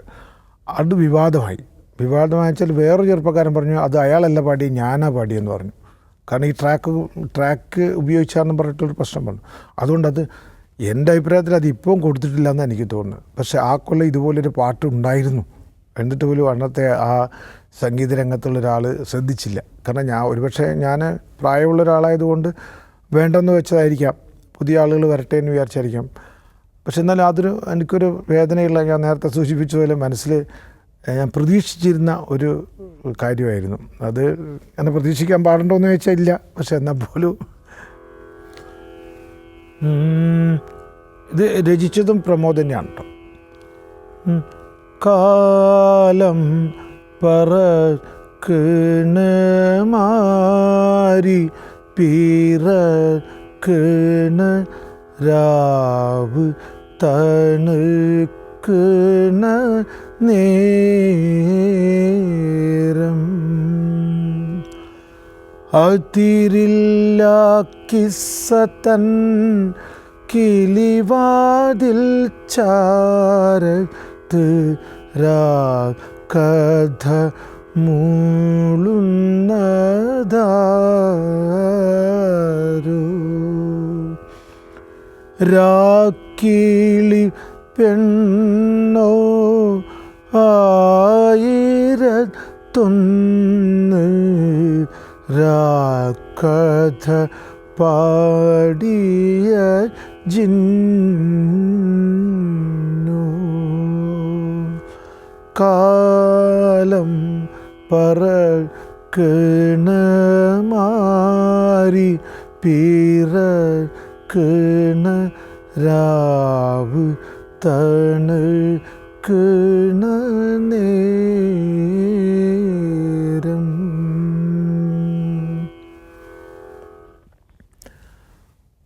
അപ്പോൾ അതിൻ്റെ അനുപല്ലവിയും ചരണമൊക്കെ അപ്പം മാഷത് ചെയ്ത് ഈ പാട്ട് കിട്ടിയോടെ തന്നെ പ്രമോദും അയാളുടെ കൂടെ 1-2 പേര് കൂടെ വന്നിട്ടുണ്ടായിരുന്നു. അതിൻ്റെ പ്രൊഡ്യൂസർ ഉണ്ടാകുന്ന സുഹാസ് പ്രൊഡ്യൂസർ ഉണ്ടായിരുന്നു എന്ന് എനിക്ക് സംശയം. അവരൊക്കെ കൂടി ഇരിക്കും. മാഷിങ്ങനെ ഈ പാട്ടിങ്ങനെ കയ്യിൽ കിട്ടിയോടെ തന്നെ മാഷ് ഇങ്ങനെ വെറുതെ മൂളാൻ തുടങ്ങി. അത് വളരെ രീതി എനിക്കിപ്പോഴും ഓർമ്മയുണ്ട്. കാലം പറക്കണ് മാരി പിറക്കണ് എന്നൊക്കെ മാഷ് പാടുന്നുണ്ട്. അപ്പോൾ ഒടുവിൽ ഒരു 3-4 ട്യൂണിങ്ങിന് വന്ന ശേഷം മാഷ് പറഞ്ഞു ഇതെങ്ങനെയാണെന്ന് ചോദിച്ചു. അപ്പോൾ ഇങ്ങനെ നമ്മൾ മുമ്പിലിരിക്കുകയാണ്. സാധാരണ മാഷ് ഈ ആളുകളുടെ മുമ്പിൽ വെച്ച് കമ്പോസ് ചെയ്യുന്ന ഒരാളല്ല. ദേവരാജ മാഷും ഒന്നും അങ്ങനെ കമ്പോസ് ചെയ്യില്ല, ഇതിൻ്റെ മുമ്പിൽ ഇരുന്നിട്ട് ചെയ്യില്ല. അവരുടെ ഒരു സ്വകാര്യതയാണ് അതൊക്കെ. പിന്നെ ഈ ട്യൂണിലേക്ക് വന്നു. ഈ ട്യൂണിലേക്ക് വന്നപ്പോൾ ഞങ്ങളും പറഞ്ഞു അത് നല്ല ട്യൂൺ, അതൊന്നും ശരിയാക്കിയെടുത്ത മാഷേനെ അതൊന്നും പിന്നെ അത് റെഡിയാക്കിയെടുത്തു. അതിൻ്റെ ഒരു ആദ്യത്തെ രൂപത്തിൽ നിന്ന് മാറ്റിയത് പിന്നെ ആക്കിയെടുത്തു. പിന്നെ ഓർക്കസ്ട്ര ചെയ്തതും ഡൊമിനിക് എന്ന് പറഞ്ഞിട്ട് കോഴിക്കോടുള്ള ഒരു ഓർക്കസ്ട്രക്കാരനാണ് അത് ഓർക്കസ്ട്രയൊക്കെ ചെയ്തിട്ടുള്ളത്. രാഘവ മാഷ് റെക്കോർഡിങ്ങിനേ വന്നിട്ടില്ല. അത് കഴിഞ്ഞ് സിനിമ റിലീസ് ചെയ്യുന്നതിന് മുമ്പേ മാഷ് മരിച്ചു പോയിരുന്നു. അതുകൊണ്ട് രാഘവ മാഷിൻ്റെ ലാസ്റ്റ് സോങ് എന്ന് പറയുന്നത് ഇതായിട്ട് ചലച്ചിത്ര അക്കാദമിയുടെ പുസ്തകത്തിൽ വരെ രേഖപ്പെടുത്തിയിട്ടുണ്ട്. അതും എൻ്റെ ഒരു എന്താ പറയുക, ചരിത്രത്തിലങ്ങനെ രാഘവ മാഷിൻ്റെ അവസാന പാട്ടായി രേഖപ്പെടുത്തപ്പെട്ടുവല്ലോ എന്നുള്ളൊരു സന്തോഷവും എനിക്കുണ്ട്. അതിൽ മാഷ് എനിക്ക് തന്നൊരു അനുഗ്രഹമാണ്, അല്ലെ മാഷ് എനിക്ക് തന്ന ഏറ്റവും വലിയൊരു ഒരു ഗിഫ്റ്റാണത് എന്ന് ഞാൻ വിചാരിക്കുന്നു. ഈ നമ്മുടെ സംഗീത ജീവിതത്തിൻ്റെ നമ്മുടെ ഞാൻ ഉദ്ദേശിച്ചത് മൊത്തത്തിൽ എൻ്റെ തലമുറയിൽപ്പെട്ട ആളുകളെല്ലാം സംഗീത ജീവിതത്തിൻ്റെ തുടക്കം എന്ന് പറയുന്നത്, എൻ്റെ തലമുറയിൽപ്പെട്ട ആളുടെ കാര്യം ഞാൻ പറയുന്നത്, അക്കാലത്ത് സിനിമയിലെ പാട്ടുകൾ എന്ന് പറയുന്നത് ഏറ്റവും കൂടുതൽ സ്ത്രീ ശബ്ദത്തിലുള്ള പാട്ടുകൾ, അതായത് പി സുശീല, ജാനകി, പി ലീല ഇവരൊക്കെ പാടിയിട്ടുള്ള പാട്ടുകൾ. കാരണം അതിൻ്റെ സിനിമയുടെ വിഷയം തന്നെ പലപ്പോഴും ഈ സ്ത്രീ അകത്തളത്തിൽ തളക്കപ്പെട്ട സ്ത്രീകളുടെ ദുഃഖവും ഒക്കെയാണ് അതിൻ്റെ അകത്ത് ഏറ്റവും പ്രധാനപ്പെട്ട വിഷയങ്ങൾ. ഇപ്പോൾ MTയുടെ സിനിമകളായാലും അല്ലെങ്കിൽ ഇപ്പം മുറപ്പണ്ണിലൊക്കെയുള്ള വിഷയം അതാണ്. അതുപോലെ മറ്റ് മുസ്ലിം കഥകളായാലും അത് നായർ ബേസ്ഡ് ആയിട്ടുള്ള സാമൂഹ്യ കഥകളായാലും ഒക്കെ അതിലൊക്കെ അകത്തളങ്ങളിൽ തളയ്ക്കപ്പെടുന്ന ഒരു സ്ത്രീ ജീവിതമുണ്ട്. ഇപ്പോൾ ഇരുട്ടിൻ്റെ ആത്മാവിലൊക്കെ MTD ഇരുട്ടിൻ്റെ ആത്മാവിലൊക്കെ അമ്മുക്കുട്ടി എന്ന് പറയുന്ന ഒരു പ്രധാന കഥാപാത്രമാണ്. അമ്മുക്കുട്ടി ഈ മരുമക്കത്തായത്തിൻ്റെ എല്ലാ പീഡനവും ഏറ്റിട്ട് ഇതിനുള്ളിൽ താമസിക്കുന്ന ഒരു പെൺകുട്ടിയാണ്. ഒരു സ്വപ്നങ്ങളുമില്ല, എല്ലാ സ്വപ്നങ്ങളും തച്ച് തകർക്കപ്പെട്ട ഒരു സ്ത്രീ ജീവിതം ഉണ്ടായിരുന്നു. അപ്പോൾ ഏറ്റവും നല്ല പാട്ടുകൾ മുഴുവനും ജാനകിയും സുശീലയൊക്കെ പാടിയിട്ടുള്ളതാണ് ആ കാലഘട്ടത്തിൽ. അത് ഭൂരിപക്ഷം പാട്ടുകളും ബാബുരാജിൻ്റെയും കൂടാണ്. അപ്പോൾ ആ പാട്ടുകളാണ് ഞങ്ങളൊക്കെ കുട്ടിക്കാലത്ത് പാടിയിരുന്നത്. താമരക്കുമ്പിളല്ലോ മമഹൃദയം എന്നൊക്കെ പറഞ്ഞ പാട്ടുകളൊക്കെ എല്ലാ വേദികളിലും പാടുമായിരുന്നു. ചെറിയ കുട്ടിയായിരിക്കുന്ന സമയത്ത് സ്ത്രീ ശബ്ദമാണ് അന്നത്. ആൺകുട്ടിക്കും സ്ത്രീ ശബ്ദം ഉണ്ടാവും ആ കാലഘട്ടത്തിൽ. അപ്പം അങ്ങനെ ബാബുക്ക എന്ന് പറയുന്നത് കോഴിക്കോട്, ഞാൻ നേരത്തെ സൂചിപ്പിച്ചത് കോഴിക്കോട്ടുകാരനാണെങ്കിലും ഞാൻ കണ്ടിട്ടില്ല. അദ്ദേഹം മദ്രാസിലൊക്കെയാണ്. വടകരയിലെ ഒരുപാട് നാടകങ്ങൾ അച്ഛൻ എഴുതിയിട്ടുള്ള പാട്ടുകൾ കമ്പോസ് ചെയ്ത് ബാബുക്ക പാടിയിട്ടുണ്ട് ആ കാലഘട്ടത്തിൽ തന്നെ. അയിലവല വീശുവാനായി മറുകടലിൽ ഏലയ്യ, അതുപോലെ കുഞ്ഞിളങ്കാറ്റ് ചിലങ്കയിട്ടോടുന്ന കന്നിവയലിനുമീതെ പൊന്നോണത്തുമ്പികൾ പാറിക്കളിക്കുന്ന മണ്ണിൻ്റെ ഗാനങ്ങൾ ചാറ്, ഓ മണ്ണിൻ്റെ ഗാനങ്ങൾ ചാറ്. ഇതൊക്കെ വടകരയിലെ ചില നാടകങ്ങൾക്ക് വേണ്ടി വാളും കയ്യും എന്ന് പറഞ്ഞിട്ട് MC അപ്പുണ്ണിയമ്പാർ എഴുതിയ ഒരു നാടകത്തിന് വേണ്ടി അച്ഛൻ്റെ പാട്ട് ബാബുക്ക കമ്പോസ് ചെയ്ത് ബാബുക്ക തന്നെ പാടി റെക്കോർഡ് ചെയ്തതാണ്. അക്കാലത്ത് ഗ്രാംഫോൺ റെക്കോർഡിലുള്ള പാട്ടാണ് ഇതൊക്കെ. ഇപ്പോൾ ഇതൊന്നും ആർക്കും അറിയില്ല, ആകാശവാണിയിലോ മറ്റോ ഉണ്ടെങ്കിലേ ആയി. അപ്പോൾ ആ കാലഘട്ടത്തിൽ അറിയാം. നമുക്ക് സിനിമയിലൊന്നും നമുക്ക് സിനിമാ പാട്ടൊന്നും പറഞ്ഞാൽ അന്നൊരു സംഗീത സംവിധായകൻ ഉള്ളിലില്ല. എല്ലാം പാട്ടുകാർ, അത് ഒരു പരിധിവരെ ഇന്നും അത് തന്നെയാണ്. ഇന്നും നമ്മൾ പാട്ടുകാർക്കാണ് എല്ലാ കിരീടവും വെച്ചു കൊടുക്കുന്നത്. അല്ലാതെ സംഗീത സംവിധായകനോ ലിറിക് റൈറ്റർ എന്ന് പറയുന്ന വളരെ അപ്രസക്തമായി പോകും. പക്ഷേ എല്ലാ അവാർഡുകളും എല്ലാ കിരീടവും വെച്ചു കൊടുക്കുന്നത് ഈ പാട്ടുകാർക്ക് മാത്രമാണ്. അപ്പം ഞാനും ആ കൂട്ടത്തിൽ തന്നെയാണ് വിചാരിക്കുന്നത്. അപ്പം അങ്ങനെ ബാബുക്കയെ കാണാൻ പിന്നീട് തിരിച്ചറിവുണ്ടായിരുന്നൊരു കാലം വന്നപ്പോഴാണ് ഇതൊക്കെ ഈ സംഗീത സംവിധായകനാണ് ഇതിൻ്റെ ഏറ്റവും ബേസിക്കായിട്ടുള്ള അടിസ്ഥാനപരമായിട്ടുള്ള ഒരാളെന്ന് ഞാൻ മനസ്സിലാക്കുന്നത്. അപ്പോൾ ബാബുക്കനെ കാണാനൊരു അവസരം കിട്ടി അന്ന് ആകാശവാണിയിൽ വെച്ച്. അപ്പോൾ ഞാൻ ആ പാട്ട് പയ്യന്നൂർ ബാലകൃഷ്ണൻ്റെ പാട്ട് ഇങ്ങനെയായിരുന്നു. ത്രിമൂർത്തിമാരി മണ്ണിനു നൽകിയ തങ്കവർണ്ണ പുള്ളിമാനേ, സ്വാതന്ത്ര്യത്തിൻ സ്വർണ്ണമാനേ, ത്രിമൂർത്തിമാരി മണ്ണിനു നൽകിയ തങ്കവർണ്ണ പുള്ളിമാനേ, സ്വാതന്ത്ര്യത്തിൻ സ്വർണ്ണമാനേ. അപ്പം ഇതിലൊക്കെ ഈ പാട്ടിനൊക്കെ നമ്മൾ കേൾക്കുമ്പോൾ നമുക്കൊരു പ്രത്യേകിച്ചൊരു അതിനകത്തുനിന്നൊരു സംഗീത പാഠമുണ്ടെന്ന് ഞാൻ ഈ പാടുന്ന കേൾവിക്കാർക്ക് പോലും തോന്നിക്കൊള്ളണമെന്നില്ല. അത് സംഗീതം പഠിച്ചവർക്ക് പോലും തോന്നണമെന്നില്ല. പക്ഷെ ബാബുരാജ് തൻ്റെ സംഗീതം കൊണ്ട് ഒരു വാക്കിനെ അല്ലെങ്കിൽ ഒരു ഭാഷയെ, ഒരു വികാരത്തെ എങ്ങനെ കൊണ്ടുവരാൻ ശ്രമിക്കുന്നു എന്നുള്ളത്, എങ്ങനെയാണ് അത് സംഗീതത്തിലൂടെ അദ്ദേഹം അതിനെ മിനുക്കുപണി നടത്തുന്നത് അല്ലെങ്കിൽ അതിൻ്റെ കൊത്തുപണികൾ നടത്തുന്നത്, അത് ഈ പാട്ടിലൂടെ എനിക്ക് എക്സ്പ്ലെയിൻ ചെയ്യാൻ പറ്റും, വിശദീകരിക്കാൻ പറ്റും. എങ്ങനെയാണ് ഓഫിൽ പാടുന്നത്, എങ്ങനെയാണ് സമത്തിൽ പാടുന്നത്, അങ്ങനെ വരുമ്പോഴുള്ള വൈകാരികമായ മാറ്റങ്ങൾ എന്താണ് സംഗീതത്തിൽ, ഇതിനെക്കുറിച്ചൊക്കെ എനിക്ക് പറയാൻ സാധിക്കും ഇന്ന്. അത് പാടുന്ന കാലത്ത് ഞാനത് ഓർമ്മിച്ചിട്ടല്ല പാടിയത്. പക്ഷേ പിന്നീട് എനിക്ക് അതിൽ നിരീക്ഷിക്കുമ്പോൾ, അതിനെ നമ്മൾ ഒബ്സർവ് ചെയ്യുമ്പോൾ നമുക്ക് ഇത്തരം ഘടകങ്ങളൊക്കെ അതിൻ്റെ ഉള്ളതായി മനസ്സിലാവും. അപ്പോൾ ബാബുരാജ് വലിയ സംഗീതം പഠിച്ച ആളല്ല, ബാബുരാജ് വലിയ വിദ്യാഭ്യാസമുള്ള ആളല്ല. സാധാരണ തെരുവിലൊക്കെ പാടി നടന്നിരുന്ന ആൾ ആദ്യകാലത്ത്. ഹാർമോണിയം എന്ന് പറഞ്ഞ നോവലും ഒക്കെ അറിയാം. ഹാഫിസ് മുഹമ്മദിൻ്റെ നോവലൊക്കെ അത് പരാമർശിക്കുന്നുണ്ട് ഒരുപാട്. ബാബുരാജിൻ്റെ കഥയാണ്, ജീവിതമാണ് അതിനകത്ത് പറയുന്നത്.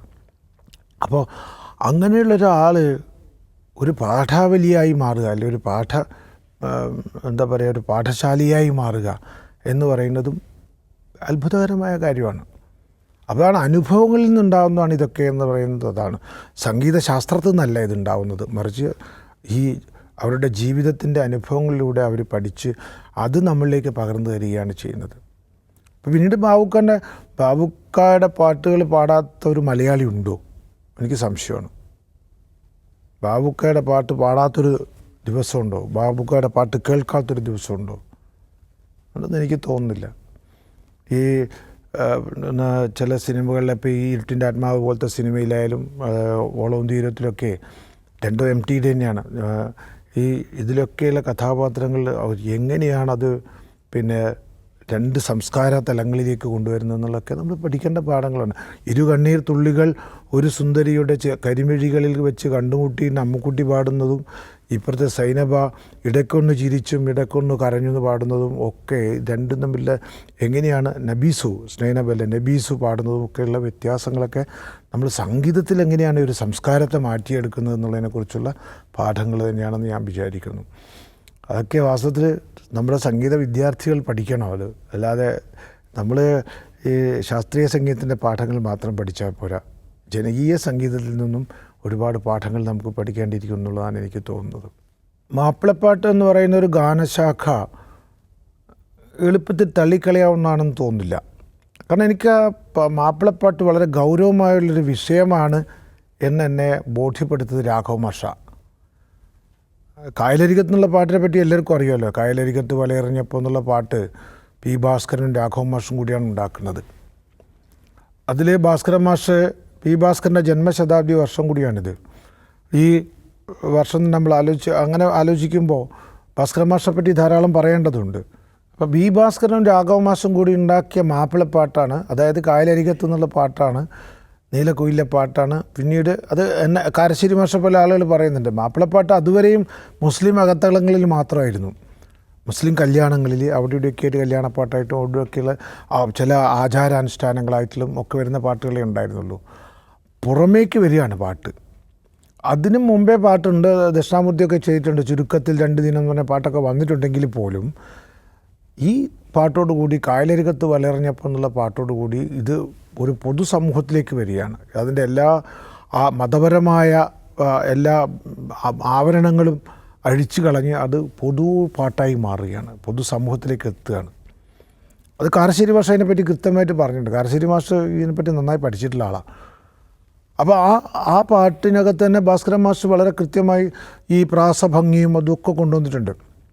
ഉദാഹരണത്തിന് ഇപ്പോൾ എന്നുള്ള അക്ഷരം എടുക്കുക. അപ്പോൾ അതിൽ വമ്പെഴുന്നിൻ്റെ പുരികക്കൊടിയുടെ അമ്പുകൊണ്ട് ഞരമ്പുകൾ കമ്പൊടിഞ്ഞൊരു ശീലക്കുടയുടെ കമ്പി പോലെ വലിഞ്ഞുപോയി. എന്നുള്ള അക്ഷരം നോക്കിയോ. ഇന്ന് എന്നുള്ള അക്ഷരം നോക്കിയോ. ചേറിൽ നിന്ന് വളർന്നു പൊന്തിയ ഹൂറി നിന്നുടെ കൈയിനാൽ നെയ് ചോറ് വെച്ചത് തിന്നുവാൻ കൊതി ഏറെയുണ്ടൻ നെഞ്ചിനായി. ഇതാണ് മാപ്പിളപ്പാട്ട് എന്ന് പറയുന്നത്. അത് കഴിഞ്ഞിട്ട് പിന്നെ എന്നുള്ള അക്ഷരം എടുത്ത് കുടവുമായി പുഴ കടവിൽ വന്നെന്നെ തടവിലാക്കിയ പൈങ്കിളി ഒടുവിലീ എന്നെ സങ്കടപ്പുഴ നടുവിലാക്കരുത് ഇക്കളി. അപ്പോൾ അതിനകത്തൊക്കെ ഈ ഭാസ്കര മാഷ് ചെയ്തു വെച്ചിരിക്കുന്ന വലിയൊരു കാര്യം ഇതുണ്ട്. മാപ്പിളപ്പാട്ടിൻ്റെ എല്ലാ അംശങ്ങളും അതിനകത്ത് ഉൾക്കൊള്ളിക്കാൻ അദ്ദേഹം ശ്രമിച്ചിട്ടുണ്ട്. എന്നാൽ അത് അങ്ങനെ ചെയ്യാൻ വേണ്ടി ഇതിനകത്തുള്ള പ്രാസദീക്ഷകൾ പാലിക്കാൻ വേണ്ടി മാത്രം ഉണ്ടാക്കിയതല്ല, അതങ്ങനെ അറിയാതെ ഒഴുകി വരുന്നത് പോലെ ഇങ്ങനെ അതിൻ്റെ ഒരു ഫ്ലോ ആയിട്ട് വരികയാണ്. അപ്പോൾ ആ പാട്ടാണ് മലയാളത്തിലെ ഇപ്പോൾ 54 വന്നതാണ്. 54 എന്ന് പറഞ്ഞാൽ ഇപ്പോൾ 2024 ഇത്രയും വർഷങ്ങൾ 10-75 വർഷങ്ങൾ കഴിഞ്ഞു ആ പാട്ട് വന്നിട്ട്. ഇപ്പോഴും പുതിയ തലമുറയെ പോലും ആകർഷിക്കുന്നുണ്ട് ആ പാട്ട്. ഒന്നുമില്ലതാനും അതിനകത്ത് എന്താ ഉള്ളത്. ആദ്യത്തെ 2 വരിക്കുള്ള ട്യൂണ് മാത്രമേ ഉള്ളൂ, അവസാനം വരേക്കും ഒരു ട്യൂൺ വ്യത്യാസം പോലുമില്ല. കായലരികത്ത് വലയെറിഞ്ഞപ്പോൾ വളകിലൂക്കിയ സുന്ദരി പെണ്ണ് കെട്ടിന് കുറിയെടുക്കുമ്പോൾ ഒരു നറുക്കിനു ചേർക്കണേ. ഇതേ ഇനം തന്നെയാണ് എല്ലാം. കണ്ണിനാലെൻ്റെ കരളിനുരുളിയിൽ എണ്ണ കാച്ചിയ നൊമ്പരം കൽബിലറിഞ്ഞപ്പോൾ ഇന്ന് നമ്മൾ കയറ് പൊട്ടിയ പമ്പരം. ഇതിന് അവസാനം വരെയുള്ള ട്യൂണ്. പക്ഷെ അത് ഇത്രയും തലമുറ കഴിഞ്ഞിട്ട്, ഇത്രയും ദശകങ്ങൾ കഴിഞ്ഞിട്ട് നിലനിൽക്കുന്നു. അപ്പോൾ ഇതാണ് ഞാൻ നേരത്തെ സൂചിപ്പിച്ച ഈ എങ്ങനെയാണ് ജനങ്ങളുടെ പൾസ് അറിയുക, ജനങ്ങൾ എന്താണ്, എങ്ങനെയാണിത്. അപ്പോൾ ഞാൻ പറഞ്ഞു വന്നത്, ഈ മാപ്പിളപ്പാട്ടിൻ്റെ പറ്റി നമ്മൾ ആലോചിക്കേണ്ടത് നമ്മുടെ പുതു സംഗീത നിർമ്മിതിയിൽ അതായത് ലളിതഗാനത്തിൻ്റെ ഒരു പുതിയൊരവസ്ഥയിലേക്ക് വരുന്നതിൽ മാപ്പിളപ്പാട്ടിൻ്റെ സംഗീതം എത്രത്തോളം സ്വാധീനം ചെലുത്തിയിട്ടുണ്ടെന്നുള്ളതിനെക്കുറിച്ച് നമ്മൾ പഠനങ്ങൾ വേണം. അത് വെറുതെ വിശലി പറ്റേന്ന് പറഞ്ഞാൽ മാത്രം പോരാ. ഇപ്പോൾ രാഘവ മാഷെ എങ്ങനെ മാപ്പിളപ്പാട്ട് സ്വാധീനിച്ചു? വലിയ ശാസ്ത്രീയ സംഗീതജ്ഞനാണ്, 2-3 മണിക്കൂർ സംഗീത കച്ചേരി നടത്തുന്ന ആളാണ്. പക്ഷേ മാപ്പിളപ്പാട്ടിനെ പറ്റി വളരെ കൃത്യമായി പറയാൻ പറ്റും. അതിൻ്റെ സാങ്കേതികമൊന്നുമല്ല, അതിൻ്റെ ഈണങ്ങൾ എങ്ങനെ, ഈ മാഷ ചില ചെറിയ വിദ്യകൾ കൊണ്ട്. ഇപ്പം ഞാനിപ്പോൾ ഒരു പാട്ട് പാടിയിട്ടുണ്ട്, വളക്കി ലുക്കി വിളിച്ചതെന്തേ, വഴിയിൽ നിന്ന് ചിരിച്ചതെന്തേ, മയ്യണിഞ്ഞ കണ്ണുകളിൽ സുറുമയെ നരരാ. അത്രയും നേരം പാട്ട് നിൽക്കുന്ന പോലെയല്ല, മാഷ് ഉടനെ തന്നെ മാറ്റിയിട്ട് പൂമിഴിയാളേ എൻ്റെ തേൻമൊഴിയാ. അപ്പോൾ മാപ്പിളപ്പാട്ടിൻ്റെ സ്വഭാവത്തിലേക്ക് അതിനങ്ങ് മാറ്റിക്കളഞ്ഞു. മ്യൂസിക് ഡയറക്ടർ ചെയ്യുന്നൊരു പണിയത്. ഇത് ഗണേഷ് പൂനൂർ എഴുതിയൊരു പാട്ടാണ്.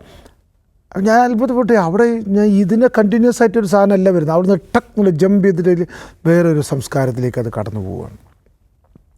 അപ്പോൾ ഈ മാപ്പിളപ്പാട്ട് എന്ന് പറയുന്ന ഒരു ഗാനശാഖയുടെ ഒരു സംഗീതം, അതിൻ്റെ സംഗീതം എത്രത്തോളം പൊതുസംഗീതത്തെ സ്വാധീനിച്ചു, ഇതാണ് ഞാനെപ്പോഴും ആലോചിച്ചിട്ടുള്ള വിഷയം. അല്ലാതെ അതുകൊണ്ട് ഞാൻ മാപ്പിളപ്പാട്ട് എന്നല്ല പറയാറ്, മാപ്പിള സംഗീതം എന്നാണ് പറയാറ്. മാപ്പിളപ്പാട്ട് എന്ന് പറയുമ്പോൾ അതിൻ്റെ വരികൾ കൂടി ഉൾപ്പെടുന്നതാണ്. അല്ലാത്തൊരു സംഗീതമുണ്ട്, അത് നമുക്ക് നൊട്ടേറ്റ് ചെയ്താൽ പറ്റില്ല. മാപ്പിളപ്പാട്ട് എങ്ങനെയാണ് നൊട്ടേഷൻ എഴുതിയാൽ പറ്റില്ല. ഒരു ഫോക്കും അങ്ങനെ നൊട്ടേഷൻ എഴുതിയാൽ ഫോക്കാവില്ല, സ്വരപ്പെടുത്തിയാൽ. അപ്പം ഇങ്ങനെയുള്ള കുറേ ഘടകങ്ങൾ നമ്മൾ വാസ്തവത്തിൽ ഇതിനോടൊപ്പം തന്നെ പഠിക്കേണ്ടതുണ്ട് എന്നെനിക്ക് തോന്നുന്നു. അപ്പോൾ അതുകൊണ്ട് മാപ്പിളപ്പാട്ട് എന്ന് പറയുന്നത് ഞാൻ ഇന്നിപ്പോൾ നമ്മൾ ഇപ്പോഴത്തെ പുതിയ കാലഘട്ടത്തിൽ കേൾക്കുന്ന പാട്ടുകളെക്കുറിച്ചൊന്നുമല്ല ഞാൻ പറയുന്നത്.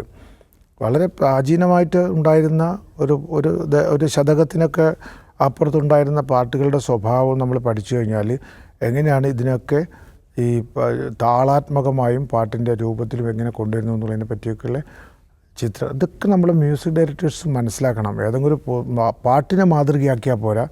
രാഘവ മാഷ പോലെ, ബാബുരാജിനെ പോലെയൊക്കെ ആ പാട്ടിൻ്റെ ഉള്ളറകളിലേക്ക്, അല്ലെങ്കിൽ അതിൻ്റെ അതിൻ്റെ ആത്മാവിലേക്ക് കടന്നു ചെല്ലുന്ന രീതിയിൽ അതിനെ മനസ്സിലാക്കാനുള്ള ശ്രമം കൂടി നടത്തുമ്പോഴാണ് നമുക്ക് ഇതൊക്കെ മുന്നോട്ട് പോവുകയുള്ളൂ എന്ന് ഞാൻ വിചാരിക്കുന്നു.